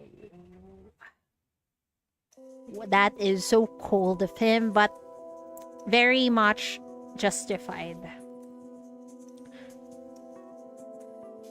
At least the nobles. The nobles are so fucked up. They should also burn. Several days later, East Side Hospital. Cassian gets up. He pulls the IV needle from his arm and disconnects the monitors. He takes his clothes from the locker, changes, and quietly slips out of the room. His last memories of Euphoria are vague. The last thing he remembers is steering the boat carrying the three of them away from the quicksand before exhaustion claimed him. How he got out of White Sands, how he ended up back in East Side. He has no idea. So he just passed out, but none of that matters anymore. Cassian walks the streets of East Side like a ghost drifting among the living. Pedestrians hurry past, all of them strangers, indifferent to the story of someone whose shoulder they just brushed. Yeah, that's just how the world is. People are oblivious to the horrors that one have suffered, unless they share them to another person. The only massive electronic billboard overhead is still tirelessly cycling through the news. White Sands cruise ship explodes, dozens missing. Eastside officials, Falk survives explosion, in critical care with severe mental trauma. What?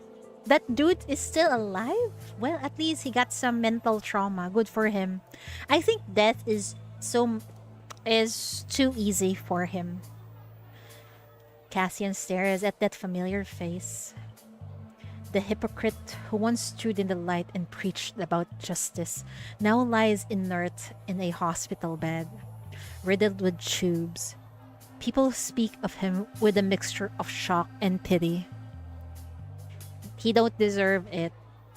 I won, he mutters to himself, his words drowned in the city's din. Yeah, that's worse than that, which is much more appropriate for someone like him. He remembers himself from years ago, staggering down these same streets, bruised and broken, and barely clinging to life. His tattered coat doing little to shelter his skinny frame. He'd stood beneath this very screen, watching that same man give a smiling interview about stabilizing the situation and rooting out the corrupt parasites. In that moment, hatred had burned like fire in his blood.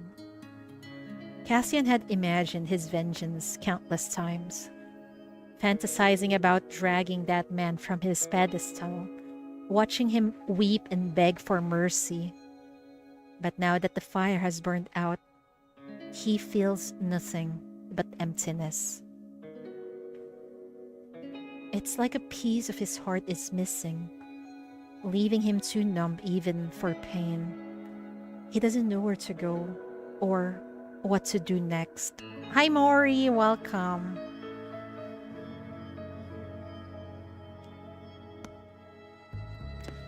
His feet carry him, unbidden, to the roof of a skyscraper. He leans against the railing, his gaze empty, as he looks down at the city with its rivers of traffic and tides of neon lights. Dude, please, don't jump, okay? I'm feeling super tired while right shoulder just look. Oh my god. You need to relocate that shoulder from fast. Yeah, welcome Mori. Yes. Is it over? What should I do now? He murmurs to no one in particular. He doesn't know if it's a statement or a question. For him, right now, the difference between staying and leaving has become blurred. Then, he hears a calm voice from behind him. Oh, wow! Suddenly, Chief appeared! If you're unsure what to do, if you're unsure on what to do, why not start by helping me with the case? Will you stream tomorrow? I will try my best to stream tomorrow. Cassian turns to see you standing by the door, your gaze deep. Here's the warrant. Mr. Cassian, time is of the essence. Please, come with us.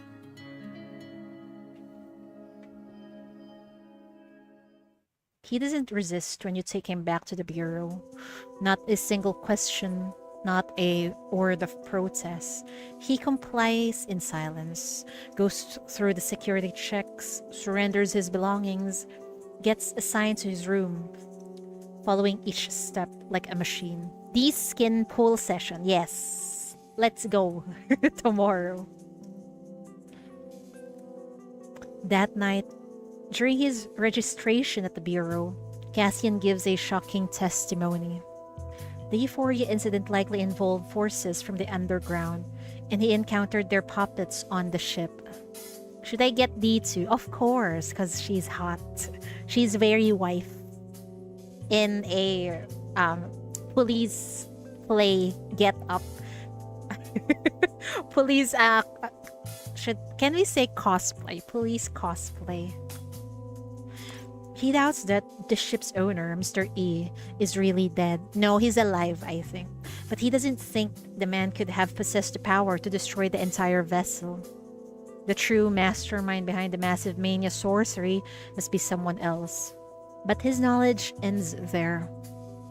The only person who saw the true culprit was Millie, he adds. But she has yet to regain consciousness. Oh, at this point, Millie is still in coma, huh? Cassian isn't in good shape. He can tell you much, and the questioning is cut short. But do you know that there are still many unanswered questions about Euphoria and about the man himself? However, the case is tangled in bureaucracy and politics. Yikes! Many files are still being requested, and the formal interrogation is repeatedly postponed. For now, all you can do is place him in the detention area for observation. It's difficult to handle cases with bureaucracy and politics because there's bound to be drama and some throwing off, or those politicians would try to stain a dignity of a poor person. By two mission passes. Just one is okay. You thought his aimlessness on the rooftop that night was temporary, but your observations over the past few days have deepened your unease. He is too quiet. It's not the quiet of inaction, but of a life disassembled into a series of trivial, silent, orderly motions, like a performance for an empty room. His tiny room in the detention area is always spotless. His clothes are folded with almost rigid precision, and his cleaning supplies are meticulously arranged. Even his bath towel is folded into a perfect square and placed in the same corner. It feels like he has obsessive compulsive disorder. Maybe this is how he copes, perhaps, because of all the trauma in his life. You note that Cassian, despite his wealthy upbringing, is surprisingly good at cleaning and keeping himself tidy. Even in the sparse room, he would always fold his meager set of clothes and wipe every last trace of water from the sink. He seems to require no human contact, only the comfort of a pristine space and precise movements, as if this alone could fill the emptiness within him. Not that Euphoria, Mori. I'm thinking, no, not that. Not the H1. I can't even remember how many episodes it was. I just know it exists. Every evening, he pours a glass of liquor he never drinks. He just holds it by the rim and sits by the window, staring into space from dusk until late into the night. The day you go see him, you find him polishing a brooch, a family crest, carved from dark gemstone and set in silver, burnished until it gleams in his hands. You're thinking of Sendai. Oh, I thought Euphoria, let's just say the anime. It's the only thing he treats with genuine care each day. It's the only thing I have left of my family. It's beautiful, isn't it? He speaks softly, his fingers caressing the gem with unusual tenderness. Then he looks up at you, his voice calm like he's stating a simple fact. I want to be caressed like that all the Shut up, Chidori. Calm down. Shut up. What are you doing? You've been watching me. It's alright. I've known for a while. Damn. In this case, it feels like the chief is the stalker, while on the other hand, Millie is the chief's stalker instead. Hi, Kaz. Welcome. Fun fact, it was a visual novel than an anime. Oh, I see. I didn't know about that. You're taken aback, but he merely offers a faint smile before lowering his eyes again. There's no need to be so guarded. I won't do anything you don't want me to.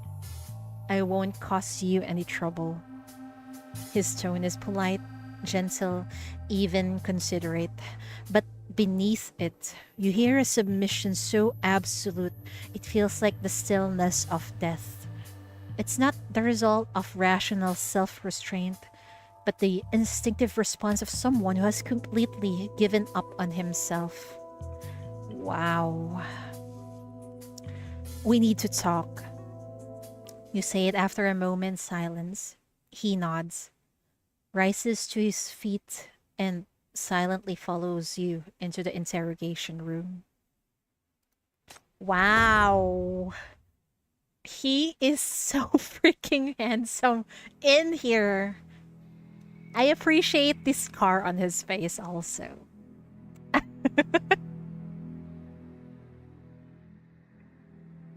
I don't even know what that is, Mori. The interrogation room is sterile. The light's cold. Cassian sits across from you, eyes downcast, quiet as a statue robbed of its soul. You don't cut to the chase. Instead, you flip through a case file and speak in a casual tone, as if to make small talk. Quite eventful lately, isn't it? After that night on Euphoria, Falk had a complete mental breakdown. They managed to save his life, but his prognosis isn't looking good. The start. You guys enjoyed that anime. I didn't watch it. I just saw it, okay?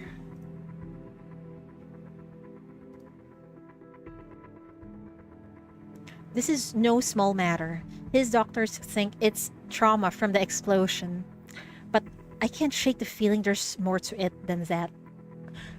Uh-oh, Chief doesn't know yet that it was Cassian who induced that psychosis on Falk, if I remember correctly. You pause, looking up at him. You were on Euphoria that night, Cassian. What do you know? He calmly raises his head to meet your gaze. There's no evasion in his eyes, no anger, not even the slightest flicker of emotion. I did it. He said it? Just like that? You're admitting it just like that? Your hands pass over the file, your eyes betraying your astonishment. You're taken aback by his frankness, but he simply nods, his tone calm and forthright. Yes, I use my ability to cause Falk's mental breakdown. You can lock me up right now. Prosecute me according to your regulations. The case is closed, Chief. We don't need to waste any more time on this. I won't cover up what I've done. His voice is devoid of emotion, as if he has already passed judgment on himself and is ready to accept any verdict, as if he's actively seeking punishment.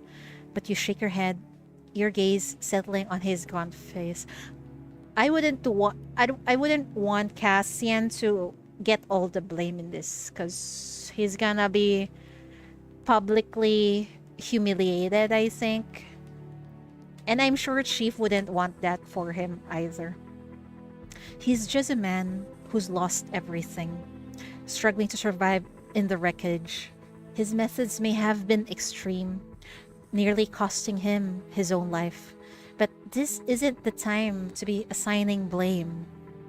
I'm not here to press charges. I'm more interested in your help investigating Falk's other crimes than in judging you for what you've done. Yay! Thank you for that, Chief. I thought someone tasked the Chief into finding who did this to Falk. But apparently, no, we need to uncover his crimes, which is very good. For the first time, a flicker of surprise crosses his face. The reason Falk survived, despite his mental breakdown, is that one of his powerful old friends took him along during the escape. But that same friend threw him to the wolves the moment they were back in the city. Wow. Min, why are you on YouTube? That's a surprise. He's accusing Falk of being involved in several cold cases. The media is sitting on the story for now, but the news is already spreading like wildfire through East Side's upper crust. Oh, someone tattled in order to cover themselves. What a friend that is. Falk's finished. His so-called allies are scrambling to distance himself, pointing fingers, cutting ties, kicking him while he's down. It's quite the show. Given the stakes, we've joined the investigation, but there are no gaps to fill. Crucial information that only insiders can provide. Someone like you. Yeah, welcome to this side of the street. You're on both sides, yes. Thank you for that. You pause, studying his tired but composed face. None of this surprises you, does it? Cassian lets out a short, bitter laugh, his eyes full of scorn. Not at all. That's how they are. They lick the boots of whoever's in power and walk over anyone who falls from grace. One day you're the guest of honor, the next you're a worthless pawn. It's exactly what happened to my family. He lifted us to the heavens overnight, then kicked us straight into hell. Now it's his turn. What goes around comes around. The contempt in his voice is sharp as a razor's edge. But beneath it, you hear something else. A wound that will never heal. The harsh echo of a cruel era still weighing on his shoulders. His cynicism isn't baseless. It was forged in blood and fire. Ask about his family. You watch his pale face in the brief silence. His eyes are hard and cold, but you notice the almost imperceptible slump of his shoulders, as though he's running out of strength to hold himself upright. You suddenly realize that he seems more lost than ever. A traveler derailed, pushed forward only by inertia. You soften your voice. I've heard about what happened back then. In fact, that's why I'm here. Your family was innocent, weren't they? Of course.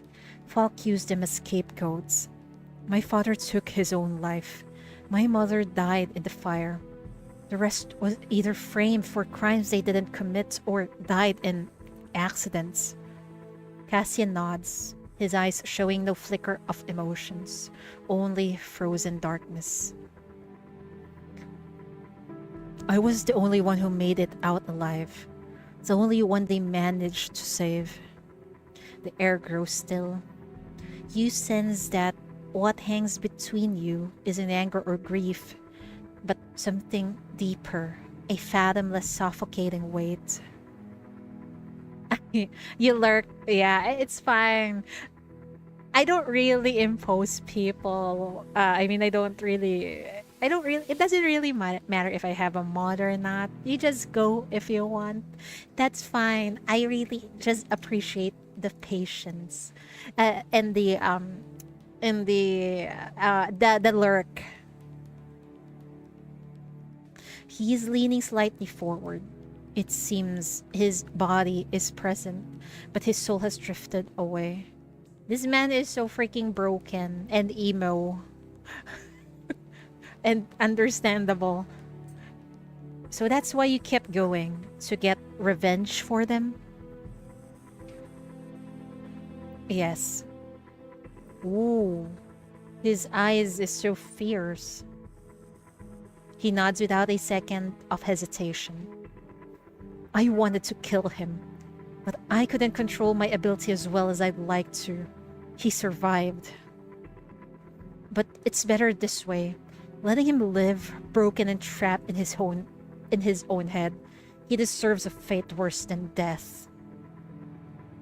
For the first time, you hear a raw, potent emotion in his voice, a sharp, searing hatred that burns away everything else. You understand then that this hatred was the only thing keeping him alive. Revenge was his raison d'etre. The interrogation room falls into prolonged silence until you finally speak in a low voice. Now that you've had your revenge, are you happy? No, I don't think so. People who have revenge just feels empty, like our Cassian here. Cassian laughs. Of course I am. The one thing I kept myself alive for is done. What more could I possibly want? His tone is so light, it's almost cruel, and it makes your chest tighten. Cassian has accomplished the life goal he set for himself. The vengeful obsession that kept him alive has burned itself out. Now he's an empty shell that has fulfilled his purpose, with nowhere else to go. He is no longer living. He merely stays. So what did this revenge get you in the end? Closure for my family, who were toyed with and murdered by those in power. You keep your emotions in check and ask calmly. But what about you? Cassian falters.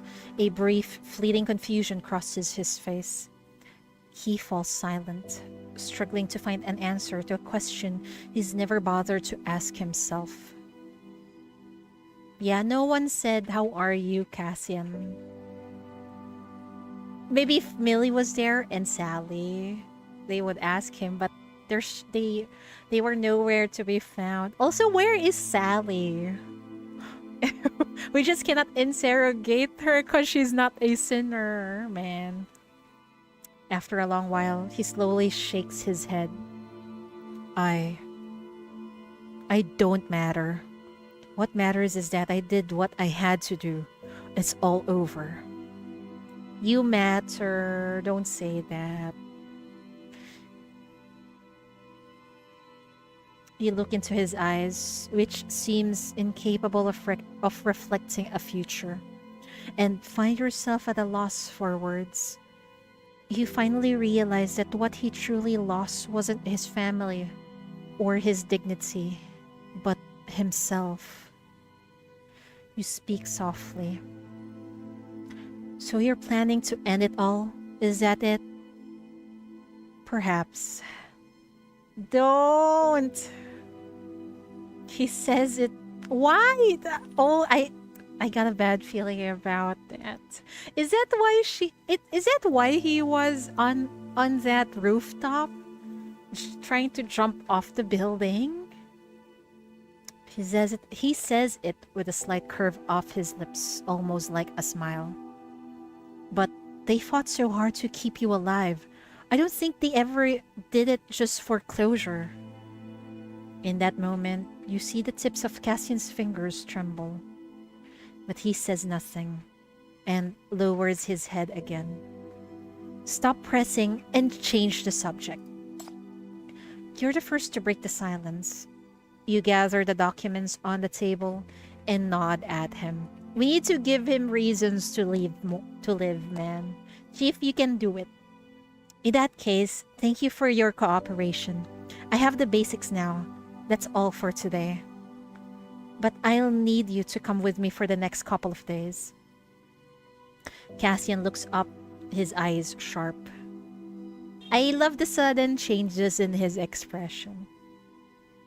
If you're planning to take me on a field trip and rekindle my passion for life, please don't trouble yourself. His voice is cold, laced with undisguised resistance and detachment. He's like a very grumpy cat who, whatever You try to comfort it. You try to comfort, you try to pet it, but it will scratch the owner at the end of the day. Ah! Oh, thank you, Leaf of Spring! It's a shame I don't see more cover for this game. Been playing since lunch, enjoying it, so keep up the work. Thank you for the 1,000 bits. Holy shit, thank you so much. Yes, I definitely enjoy this game so much. I've been playing this for since a month after its launch and been streaming it for a while. Yeah, there's definitely very few streamers who covers this game. And unfortunately, I don't have much influence, but I do my best to show my love for the game. But still, thank you for the 1,000 bit. I really appreciate it. Thank you so much. His voice is cold, lays with undisguised resistance and detachment. I don't need it. And it would be pointless. Explain. You misunderstand. I'm going to file a petition to clear your family's name. That old case is clearly tied to Falk, so it falls within the scope of our current investigation. I thought having you there, as a directly affected party, would make our case more compelling. PTN is like Snowbreak. Pretty niche, but does well enough, yes.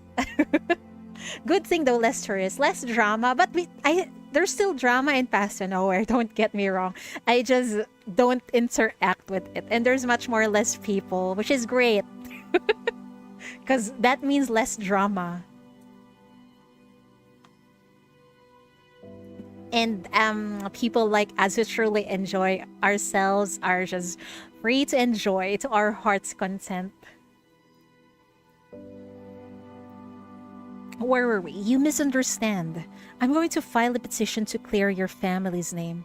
That old case is clearly tied to Falk, so it falls within the scope of our current investigation. I thought having you there, as a directly affected party, would make our case more compelling. You pause and look up at him with sincere eyes. You want him to see that you're not doing this out of pity, but out of equality and respect. Yes, thank you, Chief. I really think we need to give back some dignity and a better closure for Cassian. Not this revenge. Revenge is an empty closure.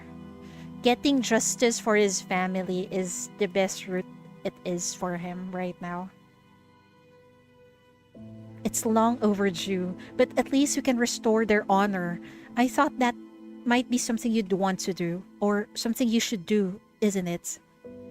Cassian clearly never expected to hear anything like this. His eyes widen in surprise. After a moment, you hear him say, "Thank you." Damn, that is one genuine smile he had. After days of observation and heartfelt conversation, we come to understand the blood feud that weighs on Cassian. Yet, when his vengeance finally settles, he seems like nothing more than an empty shell. He has lived his entire life under the shadow of duty and hatred, never truly living for himself. Selfhood is to him an unattainable luxury. When the interrogation... Ah! No! Why? I'm still reading! Oh my fucking god. Anyway, it's here. When the interrogation reaches a deadlock, you offer to help clear his family's name. This proposal finally begins to open the long-sealed door to his heart. Yes. You immediately spring into action, gathering the materials needed for his exoneration. Thank God. I should ask, who's my favorite sinner? That's quite a difficult question because I have a lot of favorites. I actually go for the we cannot save them kind of sinners. So my favorites are Let's see. Cabernet. Yugo. More. Pilga. Those are the sinners that are on top of my head. Yeah, clearly you can see I have a type, okay? But when I read through Milly's, not gonna lie, I think she's up there too. One of my favorite sinners. Probably the good ones. I also like Kokilik and Shalom, but maybe they are on a lower tier than the ones I said earlier. Exoneration documents. An official dossier compiled to secure the exoneration of Cassian's family. After compiling all evidence of Cassian's exoneration, you accompany him to submit it, only to unexpectedly encounter a familiar face from the past along the way. Oh! Does he still have siblings? I don't think so. I heard his family's dead, right? The next day, you compile everything Cassian mentioned during the interrogation into a detailed report. After reading it through, word by word, he finally nods and agrees to go with you. You soon arrive at the department in charge and go through the procedures, submitting the materials, meeting with the officers, confirming your petition, and giving testimony. The process is cold but efficient enough. Once everything is done, you let out a long sigh of relief and stretch your stiff shoulders. Phew, finally done. Now we just wait for their investigation and follow-up. How are you holding up? You smile at Cassian and he turns to meet your gaze, his lips curved up. Really? Cassian keeps on smiling with the chief, huh? I'm alright, thanks to you. But in that same moment, his gaze freezes. Why? You notice his expression change. Following his line of sight, you spot a well-dressed young man strolling down the hallway. Who is this? The moment his eyes meet Cassian's, the young man stops. A flash of surprise crosses his face, quickly replaced by a gentle yet inscrutable smile. I do not trust that smile. It's a fucking young noble. Do not trust the noble in this city. Ah, I never thought I'd see you here. He walks toward you, his voice calm yet tinged with patronizing regret, like he's commenting on an old trinket gathering dust for too long. You've changed. Even your eyes aren't the same. You used to look at us so cautiously, as if terrified that one wrong move would get you thrown out. You feel Cassian tense beside you, imperceptibly. He says nothing, eyes downcast, reining in some roiling emotion. It feels like he got bullied by these people, I think. It's a good thing. For a split second, you notice the whiteness of Cassian's knuckles and sense a kind of bewilderment, not anger, but a much deeper-seated wariness. He has achieved his long-sought revenge, and he is no longer the child desperate for acceptance, but in doing so, he's lost his purpose, uncertain what he's even living for now. The young noble finally glances your way, his eyes sweeping over you as if you're an insignificant prop on a stage. How dare you disregard Chief? A new friend? This is Chief. This is Chief, the chief of MBCC. Fine, let's just use my name. This is Cheatery, chief of the MBCC. The young noble is taken aback and his expression becomes guarded and complex. His smile softens, however, now lays with a veiled probing and mockery like a blade in the water. I see. You always were good at choosing the right people to keep close. In that sense, you haven't changed much at all. He's mocking us, clearly. Can we punch him? Can you use your power, Cassian, and embarrass this person? He turns to you, his tone taking on a gentle, warmly warmth. Are you sure? Gentle, warmly warmth? He clearly is mocking the chief. It's a pleasure to make your acquaintance, esteemed chief from the bureau. I hear you've been terribly busy lately. We appreciate your hard work.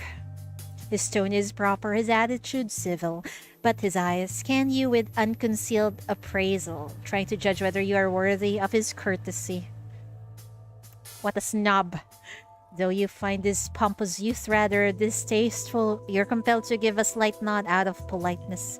He doesn't seem to care, just smiles before steering the conversation back to Cassian. He was always like this, you know. Always knew how to make people like him, especially when he needed something from you. He says it nonchalantly with the air of someone reminiscing about a harmless past, yet every word is meant to pick at old wounds. In our circle, he was always quite the likable figure, docile, proper, understanding, never stepping out of line. He always smiled at the right moment and said the right words, just like...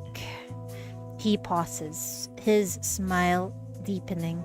His voice is light as a feather, but carries the hidden prick of a thorn. Like he was carefully tamed. How dare you say that to his face? Back then, you should just shut up, dude. Oh no, really? He had to tattle Cassian's past. Cassian was still a boy when his life veered off course.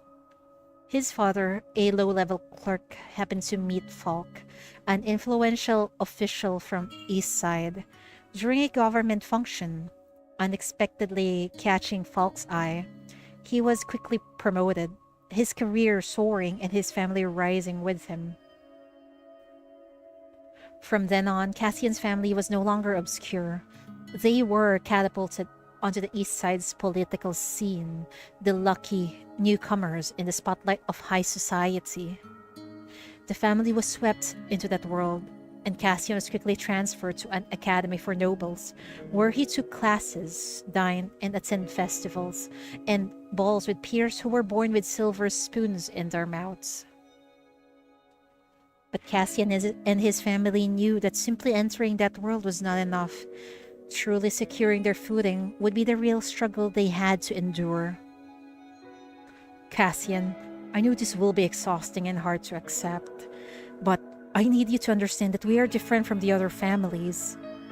We're ordinary people who stumbled into fortune, but at the end of the day, we're not one of them, and perhaps we never can be. Okay, so they understand that people are just probably using them. The thing we fight tooth and nail for are things they get without lifting a finger. So you must always be mindful of your words and actions. Be humble and polite to everyone. That's the only way you won't give them a reason to find fault. Uh-oh, father, that's not how you raise a child. You're raising him like like someone who can easily get bullied. You're raising a pushover. Man, that is not the way. You must always appreciate what we have now. Know that this is all due to luck. And just preserving it will be difficult enough. Cassian, of course, understood. The precocious boy had seen the arrogance and recklessness of his peers, yet never once thought to imitate them. He knew that he was not one of them. Only by treading carefully could he carve out a small space for himself in the margins of their world. beyond earning excellent grades every year, he had to put in so much effort. Dining etiquette, art appreciation, ballroom dancing, golf, wine tasting, musical instruments. He mastered every skill associated with the upper class to be worthy of his new status. He applied himself diligently to everything, never daring to slack off. Darling, you're too hard on yourself. Let yourself relax, please. Don't worry, Mom. I know what I'm doing. I'm not being hard on myself. I'm learning to become the person I need to be. Maybe when I fit in, I can make true friends. That was how Cassian reassured her mother. But he knew it was a mere fantasy. Those people never had any intention of accepting him. He would always be standing on the wrong side of the door. Even so, he had to keep going. Hold on real quick.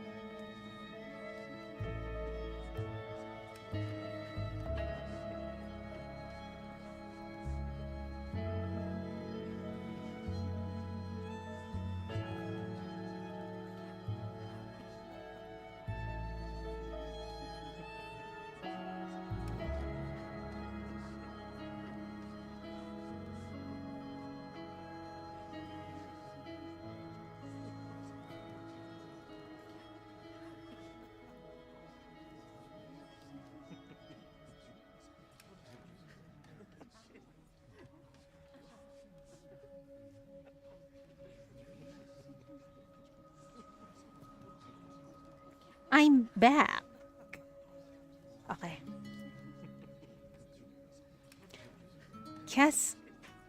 This is classmate A, okay. Cassian's quite pretty, isn't he? I heard Miss Carr from the other class wants him to be her boyfriend. She's been sending him afternoon tea treats. Really? That Miss Carr goes through boyfriends like tissues? You know how she likes to pick her playthings from among the commoners. She'll get bored and toss him aside. Doesn't that mean... What the fuck? These are kids! These are kids and they're talking about boyfriends! And using them like tissues, bro. Or goes through them like tissues, I mean. Cassian is a sensible boy who knows his place. He does whatever I ask without a mistake, which is wonderful. Having such an obedient student who's at your beck and call makes our lives so much easier. What the fuck? So, at a young age, everyone has been using him, huh? His grades are exceptional, but you know, grades alone are worthless here. Their son? Of course we know him. He has the most beautiful hands. It's a pleasure to watch them, whether he's playing the piano or mixing a drink. What the fuck? I smell a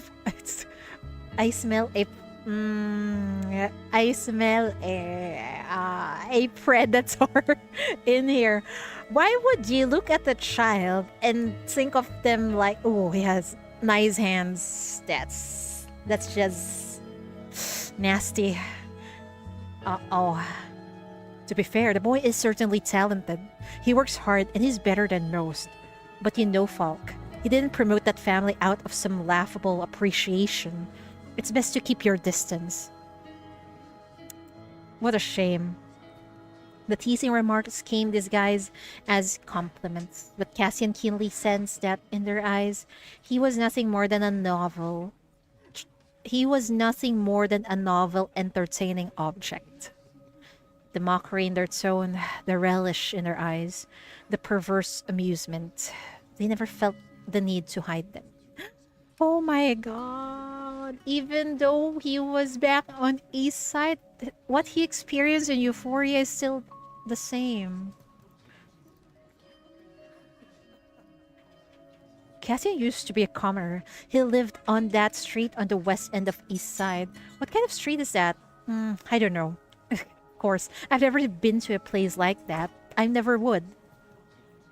Cassian, I hear you play the piano well. My father's pianist fell ill. Why don't you take his place and perform our dinner party? Don't keep everyone waiting. The way you hold your glass is quite convincing. I pity it's just an imitation. True elegance comes from one's breathing, and you... Ah, sadly, you weren't born with it.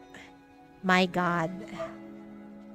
Now I want to burn East Side to the ground, bro. These nobles are nasty. My dear, we don't really need your opinion. You're pretty enough that just by standing here is your ticket in. So promise me you won't think too hard, alright? A beautiful face doesn't need to think. Neither do you. Faced with such blatant mockery, such malicious scrutiny, Cassian maintained his composure and never dropped his pleasant smile. Yet, only he knew that his heart was already scarred by fractures. Swallow all the contempt and humiliation. Endure all the prejudice and cold stares. This is life. Grind up the pain. Force it down your throat and smile. Man.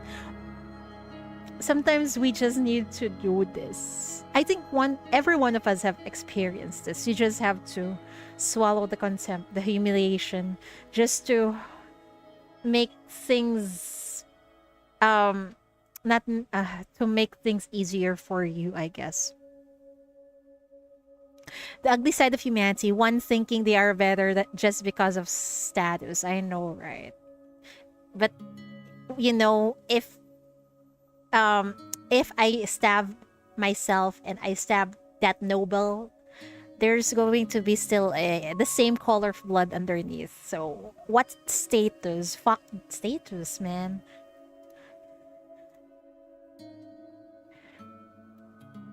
Even if they never thought of me as one of them, even if they never planned on leaving a corner for me to stand in, even if we will never ever exist in the same world. But what does it matter? His father was still trying to master the art of socializing. He was so bad at... wait, I read that wrong. His father was still trying to master the art of socializing he was so bad at. His mother was hosting every dinner with anxious care. His aunts and uncles were exhausted with pleasantries at tea parties, forcing themselves to keep up a facade of grace. Cassian couldn't turn a blind eye to the efforts of his family, and he must do the same. He must endure, ignore the malice, and keep climbing. He couldn't allow himself to stop. He couldn't allow himself to fall. So he learned to be numb, forgot how to feel pain, and abandoned himself. He became a weightless shadow, existing only for his family and their honor. Oh my God! Why is it every single time there is a mention of family in East Side or even in the world of Path to Nowhere, they are very dysfunctional and fucked up? Man, that is just so sad. Sad and relatable, not gonna lie. As the shadows of the past fade away, the face of the man before him overlaps with memories that feel like they belong to another lifetime. For a moment, it all seems absurdly comical. After everything he's been through, Cassian is no longer the same person he once was. He looks coolly at this old friend, even from the sofa, looking up. Cassian keeps his back straight. He unclenches his fist, and a sardonic smile slowly spreads across his lips. After all these years, you haven't changed at all. But I don't need to be your dog anymore. His voice is calm, but his words are sharp as blades. The man freezes as if he didn't understand. He's stupid. Stop clinging to the past. You're not a child anymore. Still obsessing over who climbed up from where. It just sounds pathetic. The words aren't loud or heated, but they land squarely on the man's pride like a dull blow. This is the first time Cassian has ever, in the light of day, returned despite he was given. Good job. He was no longer tolerating their malice. He will no longer stay silent. Finally. It's true. He has nothing now. But it also means he no longer has to live at their mercy. The young noble's face darkens. He opens his mouth as if to argue, but fumbles for words. His eyes dart around for a moment before landing back on you, and he forces a strained smile. Embarrassed now, are we? Good job, Cassian. The only family I remember being good was Lynn's because they just didn't know where she ran away to. Ah, I see. I haven't read Lynn's Interrogation, but so far from what I've read, every family that was introduced to us, family of the sinners, they're fucked up.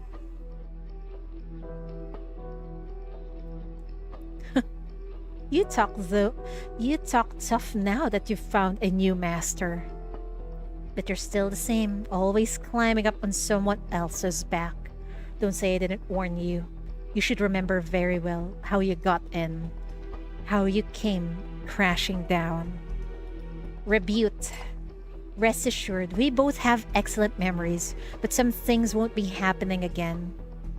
You raise an eyebrow at the young noble and cut in coldly, your tone official and direct.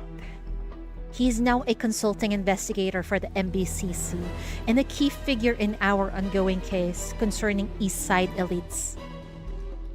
Given the current climate, I'm sure a man as smart and respectable as yourself understands that some people are no longer yours to order around. Yeah, you go, Chief! He glares at you, his face pale. You can see he desperately wants to fire back, but is likely deterred by your title as chief of the MBCC. Swallowing his anger, the young noble forces out a fine, and beats a hasty, undignified retreat. You spread your hands and give Cassian an innocent shrug. Ah, chief! But I think that's more like a hug of a mother being proud of his son. Like, you're doing well. You're not being a pushover anymore. We're so proud of you. Was it something I said? Why did he get so worked up? Cassian looks down and chuckles softly, shaking his head. There's a resigned look in his eyes. I'm sorry. I put you in a difficult position. Not at all. I was just telling the truth. You pause, your voice firm and sincere. Cassian, I've never once thought you needed to depend on anyone.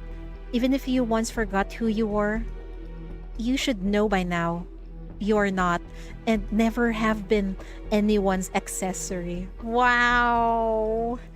Thank you for saying that, Chief. Man, I love that line. Let's read that again. I love it so much. Cassian, I've never once thought you needed to depend on anyone. Even if you once forgot who you were, you should know by now you are not and never have been anyone's accessory. He looks up at you, and for a second, you see a flicker disturb the calm of his eyes, like ripples in still water. You've always been yourself.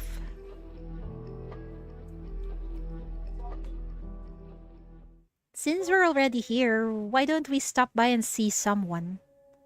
When you suggest visiting his uncle at East Side Prison, Cassian's expression changes. For a moment, he says nothing. Oh, he still has an uncle. I'm not going. His voice is low and final, a gut reaction. He abruptly stops walking, his shoulders tense. You stop too and look at him, confused. Why? From what I've heard, he isn't one of your relatives, but you were close. He worked with your family for years. Were you not on good terms? No, we were. That's why I... Cassian smiles bitterly and avoids your gaze. He was my father's best friend. He watched me grow up, and I haven't seen him in years. During that conspiracy, my family never knew. My family knew they were doomed, but they fought with their last breath to save my life. Uncle helped me so much, but he ended up in prison because of us. I dragged him down with me, and now I've ended up like this. How am I supposed to face him? I think he would appreciate your presence. His fingers instinctively drift to the scar on his cheek before falling back to his side. You look at him and let out a soft sigh. But he deserves to hear the good news, and you're the only one who has the right to deliver it. Isn't that right? Cassian falls silent. He wants to object, but can't find the strength. Something tightens in his throat, making it hard to breathe.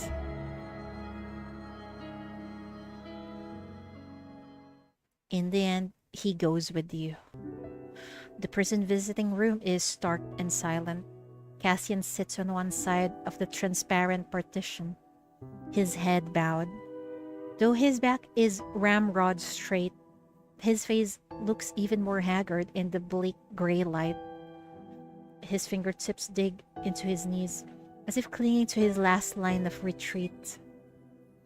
He stiffens when the door is pushed open. The heavy iron door creaks open. The footsteps that enter are slow, but as steady as they've always been. The man is dressed in the prison uniform.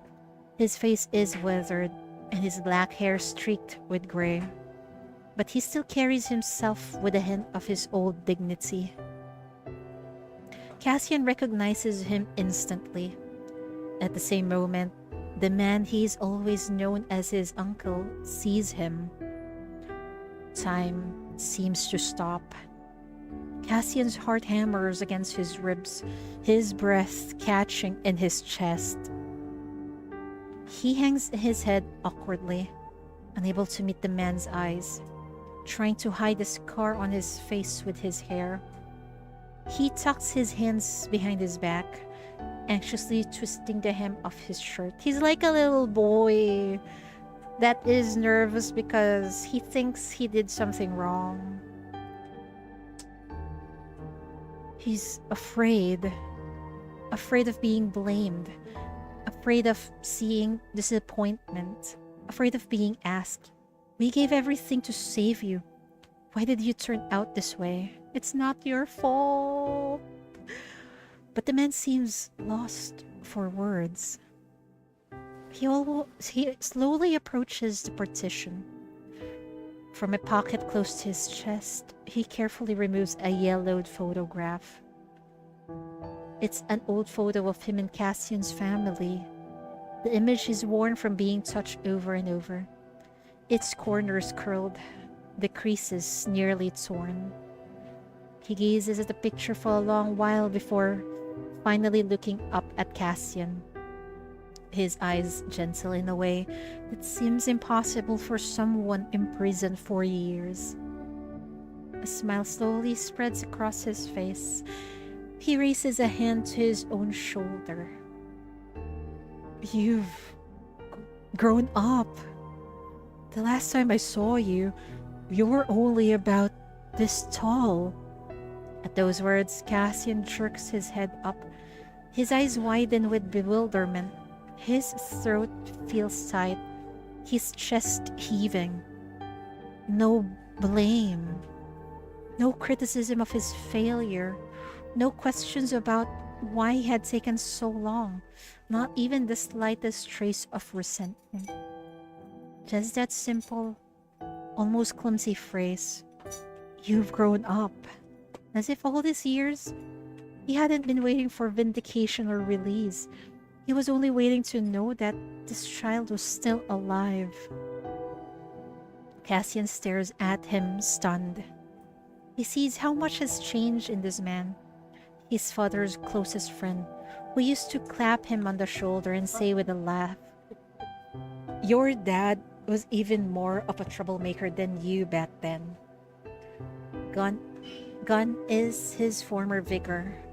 His shoulders are thin, his eyes wrinkled at the corners, his lips pale and chapped. Even his voice is raspy.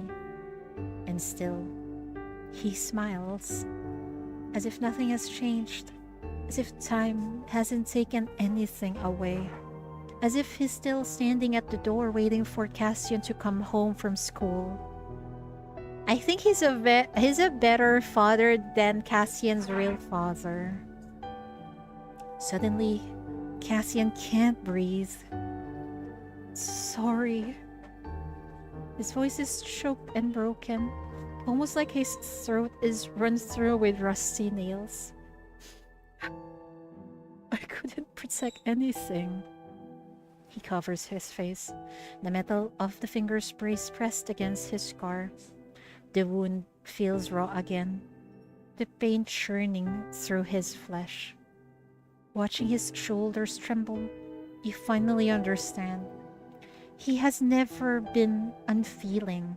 He simply buries all his pain in silence, tucks it away inside the brooch he keeps in his pocket but never wears, hides it in the finger brace he cannot remove, in the past he dares to touch.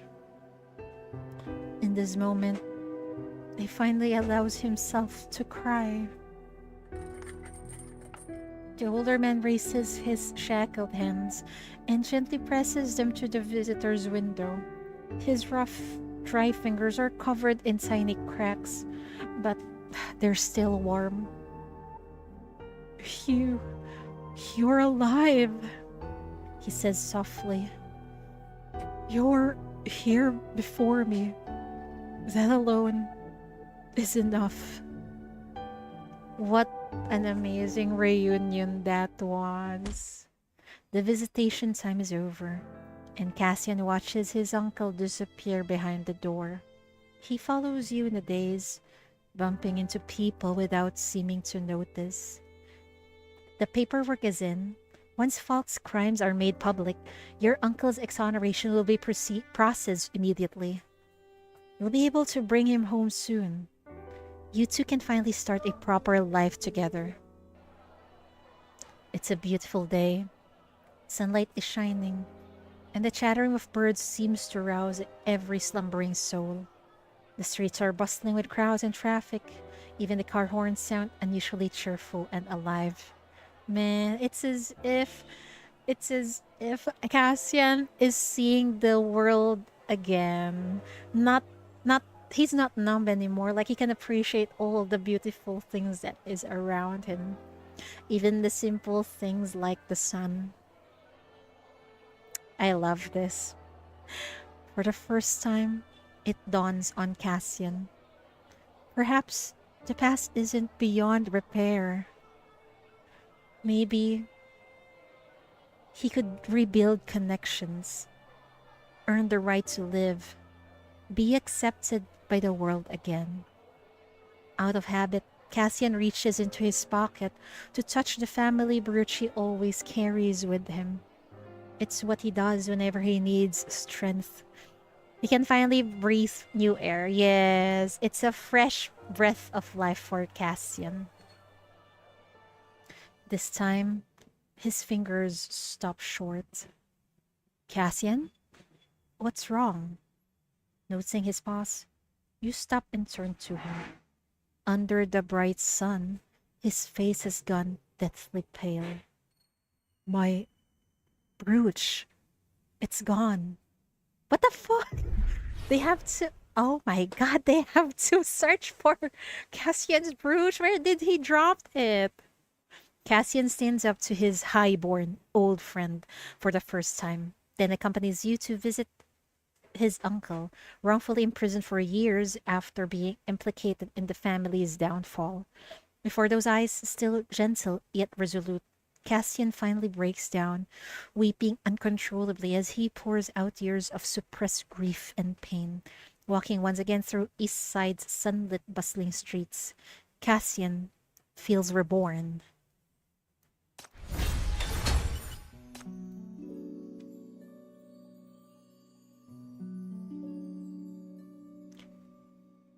For the first time, he realizes there are still people in this world who want him to live.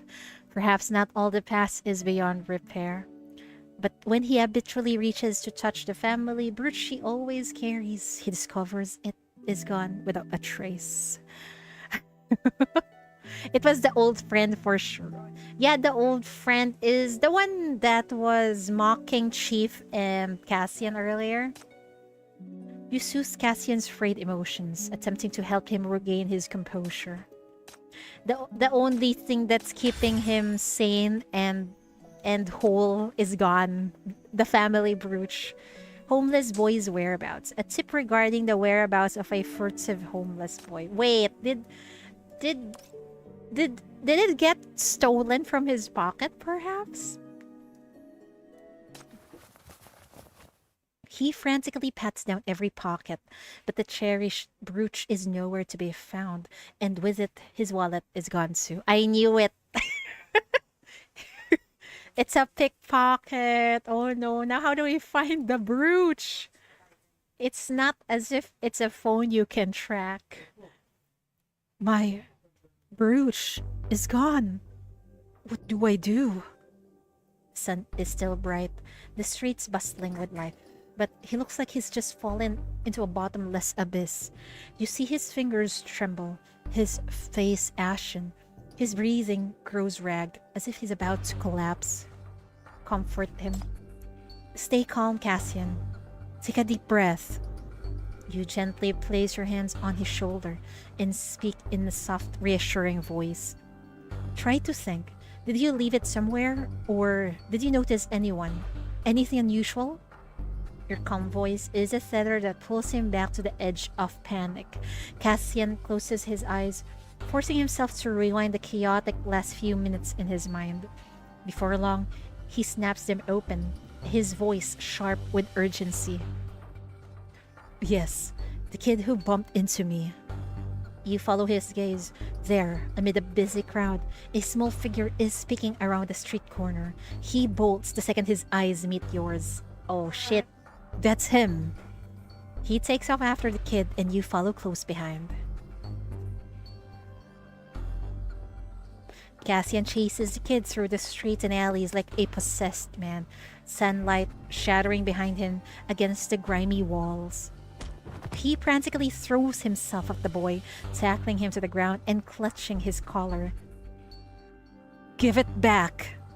He growls through gritted teeth. The boy, clearly terrified, flails his bony arms and struggles desperately, eyes filled with defiance and fear. Let me go! What's your problem? I didn't do nothing!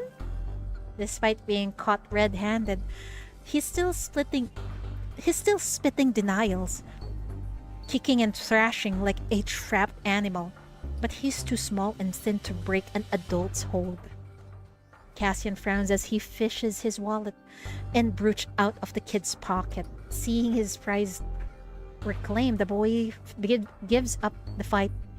The boy gives up fighting and hollers at the top of his lungs. Fine, take your shiny junk, but the wallet was my score. It's mine! The sheer brazenness is almost funny. Are you kidding me? Oh, grumble. The kid is hungry. A hollow, distinct rumble cuts you off. It's coming from the boy's stomach, and his face flushes red. We should treat him to a food.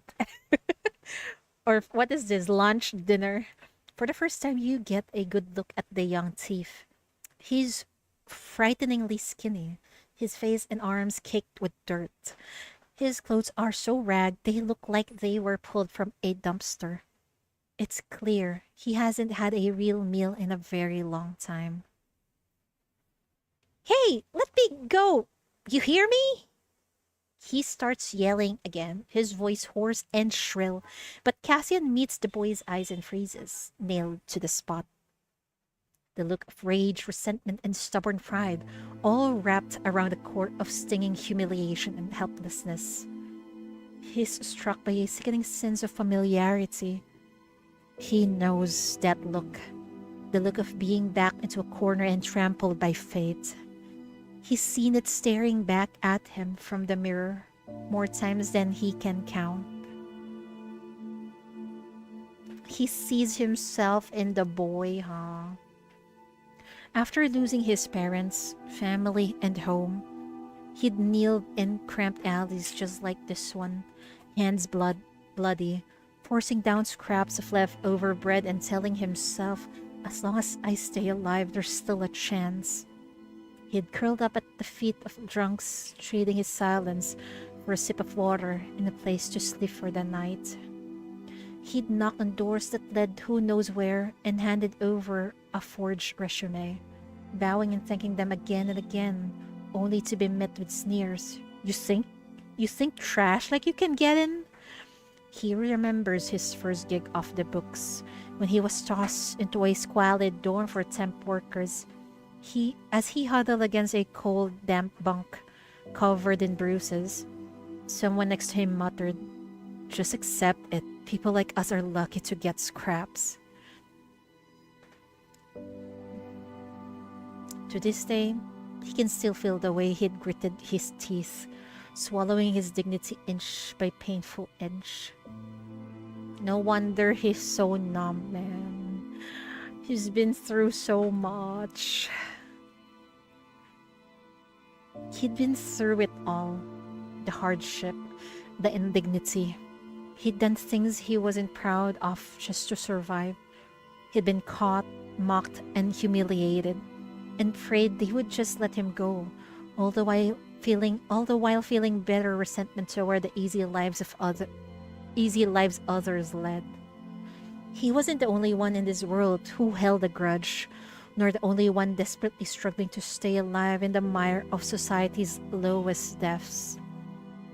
The boy's glare summoned in all back the desperation, the pain, the tangled mess of emotions from his past. Man, that is so sad. I wish Cassian would just have a happy, normal life in Eastside after he get justice for his family. Hey! The boy's voice trembles, but he's still staring defiantly at Cassian. You gonna call the cops? Go on. Been caught twice already. What's one more time? Cassian snaps out of his memories and looks at the objects clutched in his hand, the wallet and the brooch. He carefully returns the brooch to his pocket. Then he shoves the wallet back into the boy's hands. I'm not forgiving you. It's just, I've walked this path before. He lets go of the boy and stands up. The kid stares for a second, looking from the wallet in his hand to Cassian, his expression uncertain. You really giving this to me? Cassian doesn't answer, only says calmly, Go get something to eat.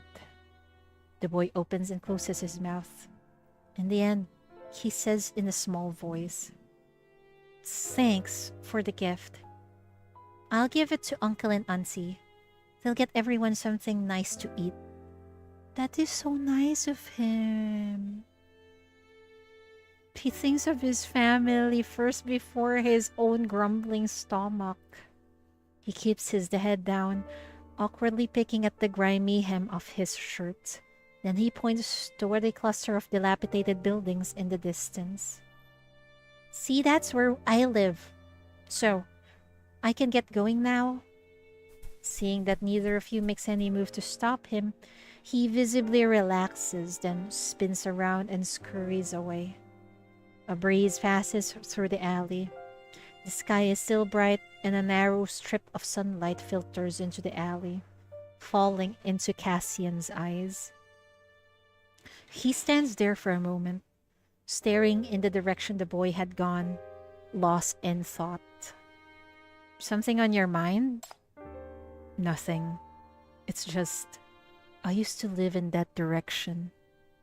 He turns to you hesitantly, a hint of uncertainty and questioning in his eyes. He seems to be asking if he has reason, if he is allowed to return to a place he left behind long ago. Can I go take a look? Of course. You smile at him. The answer is easy. Side by side, you walk with him toward the familiar yet foreign neighborhood of his past.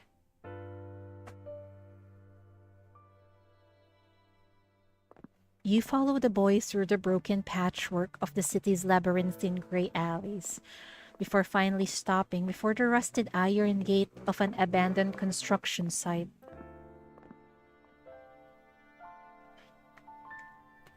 The boy is about to slip inside when he whirls around and sees you.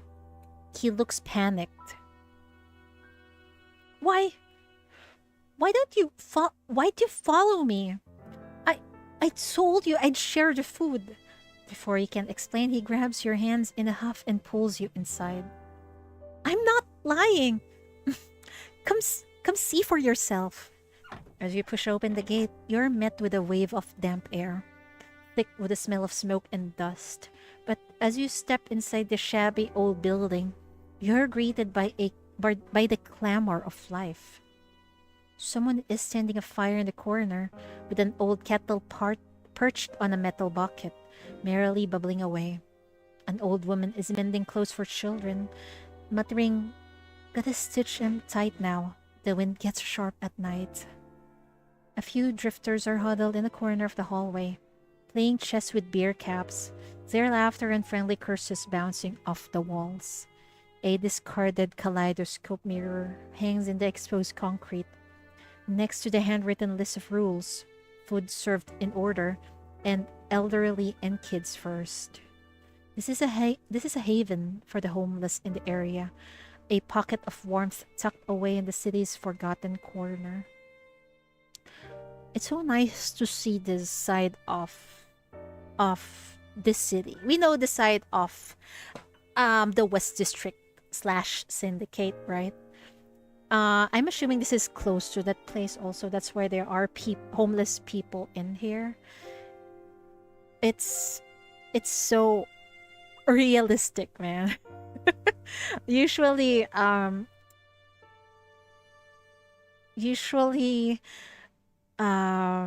people in desperate situations like this are also hidden in they're in the fringes of societies, sometimes hidden from sight, even if we live in the same city. Maybe close to Drifter Camp. I think so, because Drifter Camp is right there on the horizon. You're spotted the moment you step inside. A middle-aged man with a salt and pepper stubble approaches, grinning as he ruffles the boy's hair. "Hey there, little fella. Who'd you bring back today? My, you're dressed nice. Don't look our kind." "They helped me earlier.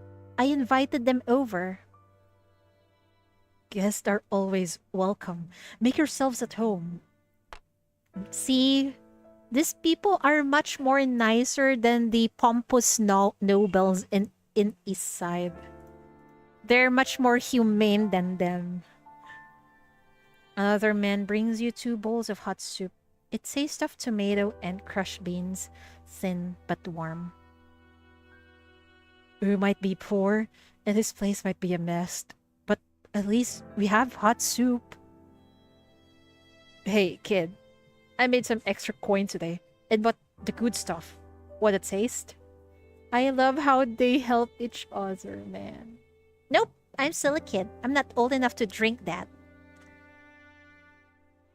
The abandoned building echoes with laughter of people beaten down by life.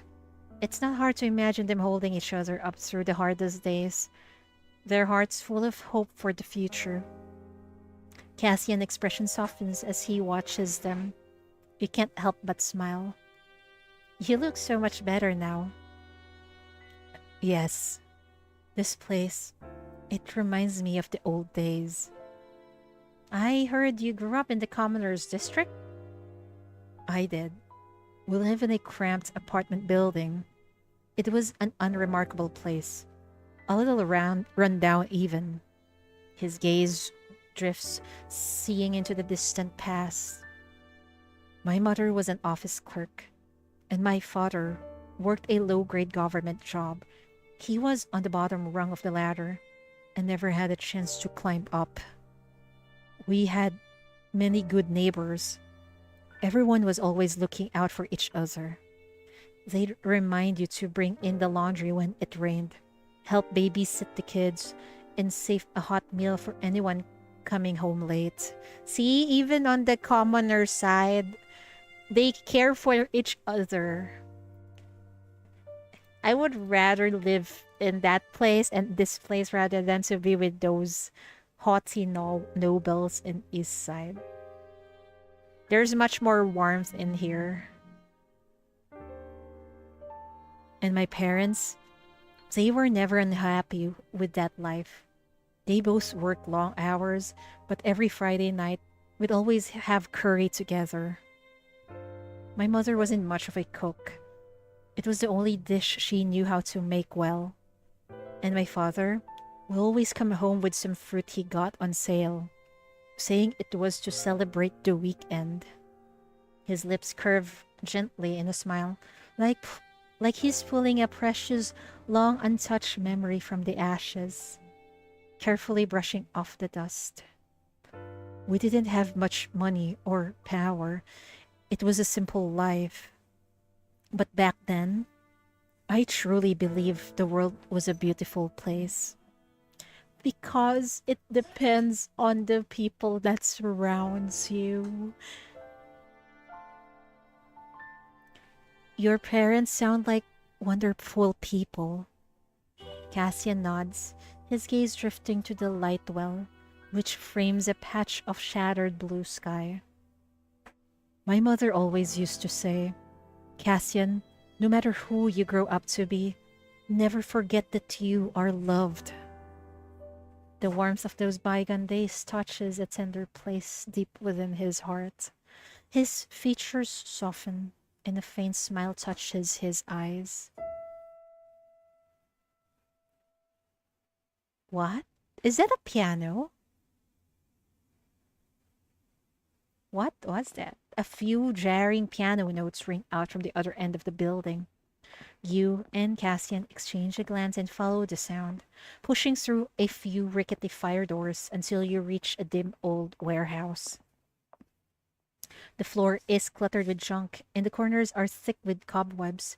Yet a group of children are gathered around an upright piano covered in charred scorch marks, banging on the keys and making a racket. A piano? In a place like this? You're surprised. One of the adults nearby explains. Why not? The thing still works. A few of us found it at the dump. Probably tossed after a fire in some rich family's house. It's burned, sure, but the keys still make a noise, so we hauled it back. The kids love it. Oh my god, is this Cassian's piano? And it survived the fire? Beside you, Cassian looks as if he's been struck. He walks toward the piano, almost in a trance. You watch as he stares at it, his hand trembling as he reaches out to trace the burnt wood, his fingers finally settling on the keys. A string of notes flow from his fingertips, sending ripples through the dusty air. It's his piano, the one he practiced on every day since he was 8. The chip on the leg. He'd done that himself while messing around. His mother put the flower stickers on the lid to encourage him to keep playing. And most striking of all are the burns, the marks left by the fire, seared deep into the wood grain like old scars. It's like himself. It it kind of represents him battered by scars on the outside, but it's still it's still playing, it's still beautiful. Ooh, you know how to play. Play something for us. Play a song. The children gather around him, their faces bright with excitement, but Cassian just stands there frozen, his fingers trembling. I'm not very good. My hands, they are... It doesn't matter. Your hands are pretty. Please, just play one song for us. Yeah, the children, it won't matter to them. The same words, once spoken by those in power, now come from the lips of innocent children. Miraculously, Cassian finds himself calming down. In the end, he sits down. He lets his fingers drift over the keys and slowly, haltingly, he presses the first note. It's that song, the one his mother loved. Gentle, slow, like the first thaw of spring. As his fingers touch the keys, all the emotions he's been holding back begin to pour out through the broken melody. The piano is badly out of tune, and several keys are dead. His scarred hands are clumsy, slow, unable to keep a steady rhythm. But in this moment, none of it matters. What matters is that he is playing. It is the boy he used to be who is playing, the tender part of him that never died. It is the deepest part of his soul, the part that longs to be understood and accepted again. Reawakened here in this derelict building, in the sincere gaze of a group of strangers. Someone quietly turns away to wipe at their eyes. Another hums along softly to the melody. For the first time, the children fall quiet, listening with rapt attention. Cassian keeps playing. He can feel a heavy warmth slowly enveloping his stiff body. The broken fingers, the struggles in the trash dump, all the years of hardship, they are all dissolving in the broken melody, fading like dust motes in the morning sun. All that remains is the memory of a beautiful past, where his eternally patient, gentle mother smiles and softly strokes his hair. Oh, I read that wrong. All that remains in the memory of a beautiful past, where his eternally patient, gentle mother smiles and gentle mother smile and softly strokes his hair. I think there's a missing word here. Where his eternally patient, gentle, where his eternally patient and gentle mother, as she smiles and softly strokes his hair. It's okay. We got some minor typos, I think. Cassian, my child, you've really grown up. Man. At least Cassian found back his soul. The evening breeze blows through the old district's streets, and puddles shimmer in the cracks between cobblestones. You and Cassian walk side by side. In the street lights, your faint shadows part and merge in the wind. The sky is a tranquil steel blue. The stars have yet to appear, and the city is still awake. He suddenly breaks the silence, his voice as low as ever, but more genuine than ever before. Thank you, and I mean that. He looks down at his hands, hands that once coaxed the piano, hands that once held on to hate. The knuckles are somewhat stiff, the palms covered in fine thin calluses. It's finally over. There's a weariness in his tone, but also relief. If I'd met you sooner, maybe things could have been different.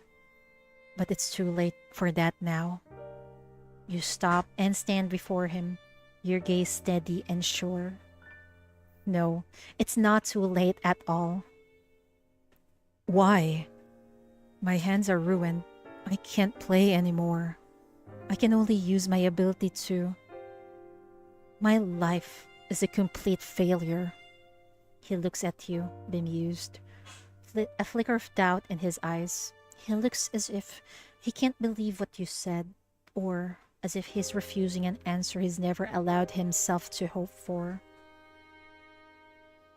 You call yourself a failure? Ah, okay. You call yourself a failure, but I see someone who's been through hell and is still standing. You've endured so much hardship and suffering. You've been betrayed, misunderstood, exploited by so many people, yet still, you made it through. That in itself is incredible, Cassian. The wind sweeps through the alley, rustling the hem of his shirt. He slowly lifts his head.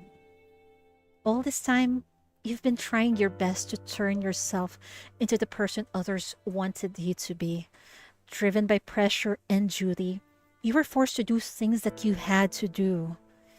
But starting today, you no longer need to be chained by exceptions or duty or hatred. You can just live as Cassian. You can be your true self. So maybe this isn't the end. It's a new beginning. You're free, Cassian. Free. He says the word softly, as if he's hearing it for the first time, or for the first time in a very long while. He looks lost for a moment, then shakes his head. I don't even know what I really want. That's okay. Figuring out who you are and what you want, it's a long journey for anyone. And you took the first step today, didn't you? I did? When? When you stood up to that arrogant noble. When you let that kid go. When you chose to play the piano for those people. That's a pretty good start, isn't it? He looks at you, his gaze slowly softening, as if something hard inside him is starting to give way. Oh, his humanity is coming back. I'm happy for you. To say no to what he doesn't want, to give himself a break, to make peace with himself. It all touched him in some way, led to a change. And now, all he needs is to give himself time and patience to accept it all and learn how to live a new life. If you want, we can help you get that piano back. When your uncle is back and you're ready to start your new life, you can have it with you. It means a lot, doesn't it?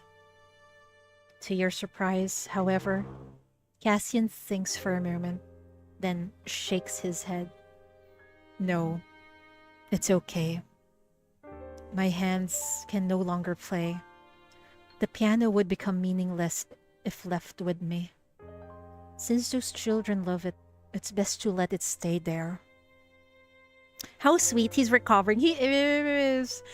And definitely, this is one of the cases where Chief was able to save a sinner from themselves and from others. Like, there's so much character development going on in this interrogation. He's recovering from the bottom of a ditch to now standing on his own, living life. Yeah. And he's gonna find what he truly wants in this life. He's gonna have, that's all we want for Cassian, peace. Peace, and for him to find some company also. To be able to trust people again.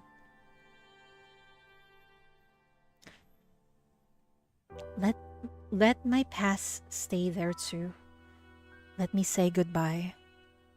You can almost hear him say these words. One by one, more street lights flicker on a dusk falls. More street lights flicker on as dusk falls. And there, surrounded by the lights of countless homes, Cassian looks out over the world, a genuine smile finally appearing on his face. Besides, I won't need a piano to kill time at the MBCC. No one there will treat me like a plaything.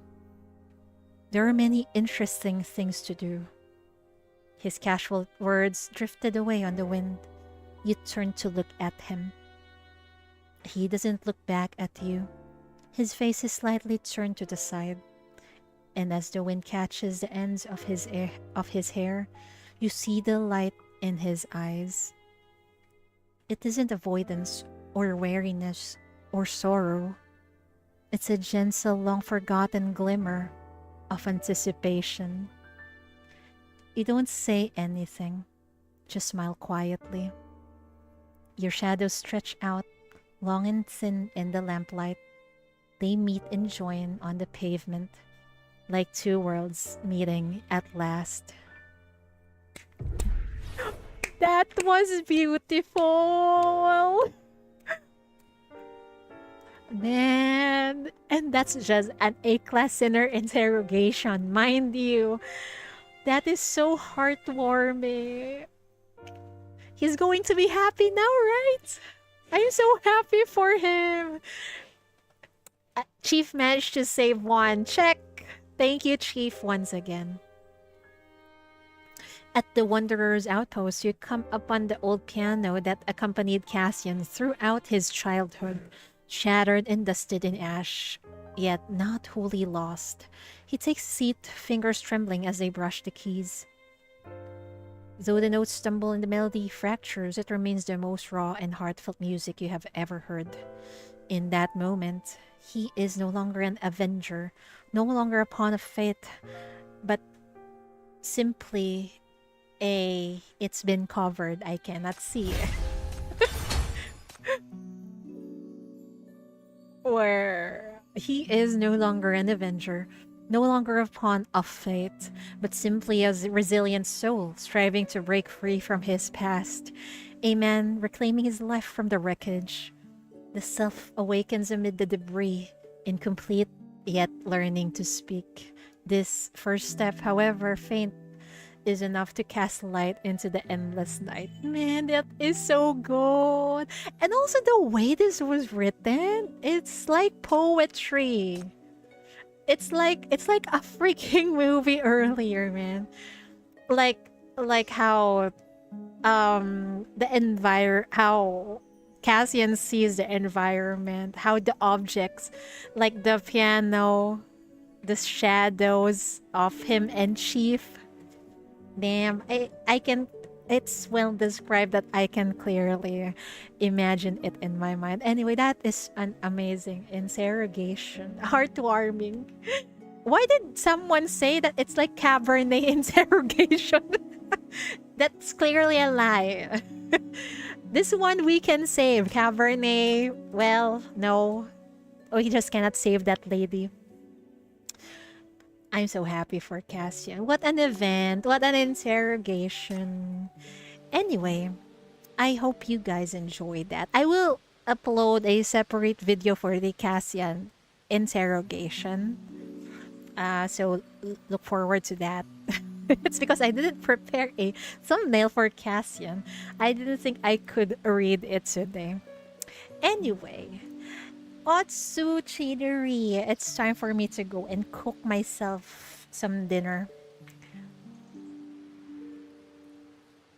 Acacia! I thought Cabernet! I read that as Cabernet earlier. I'm sorry about that. That was my mistake. Anyway, I hope you enjoyed your time with me. And me yapping continuously for how many hours is that? 3.5 hours of interrogations. I'll see you all. Hopefully tomorrow. I think yes, tomorrow for Nikkei, possibly. Yes. Otsu, Cheatery, I'll see you all next time. Bye bye. Enjoy your food. Thank you. Also, thank you once again for the bits earlier. Leaf, I appreciate it. Hi, Cass. Welcome. Goodbye. Yes, goodbye. See ya. See ya. Otsu, Cheatery. Good evening and have a nice dinner, everyone.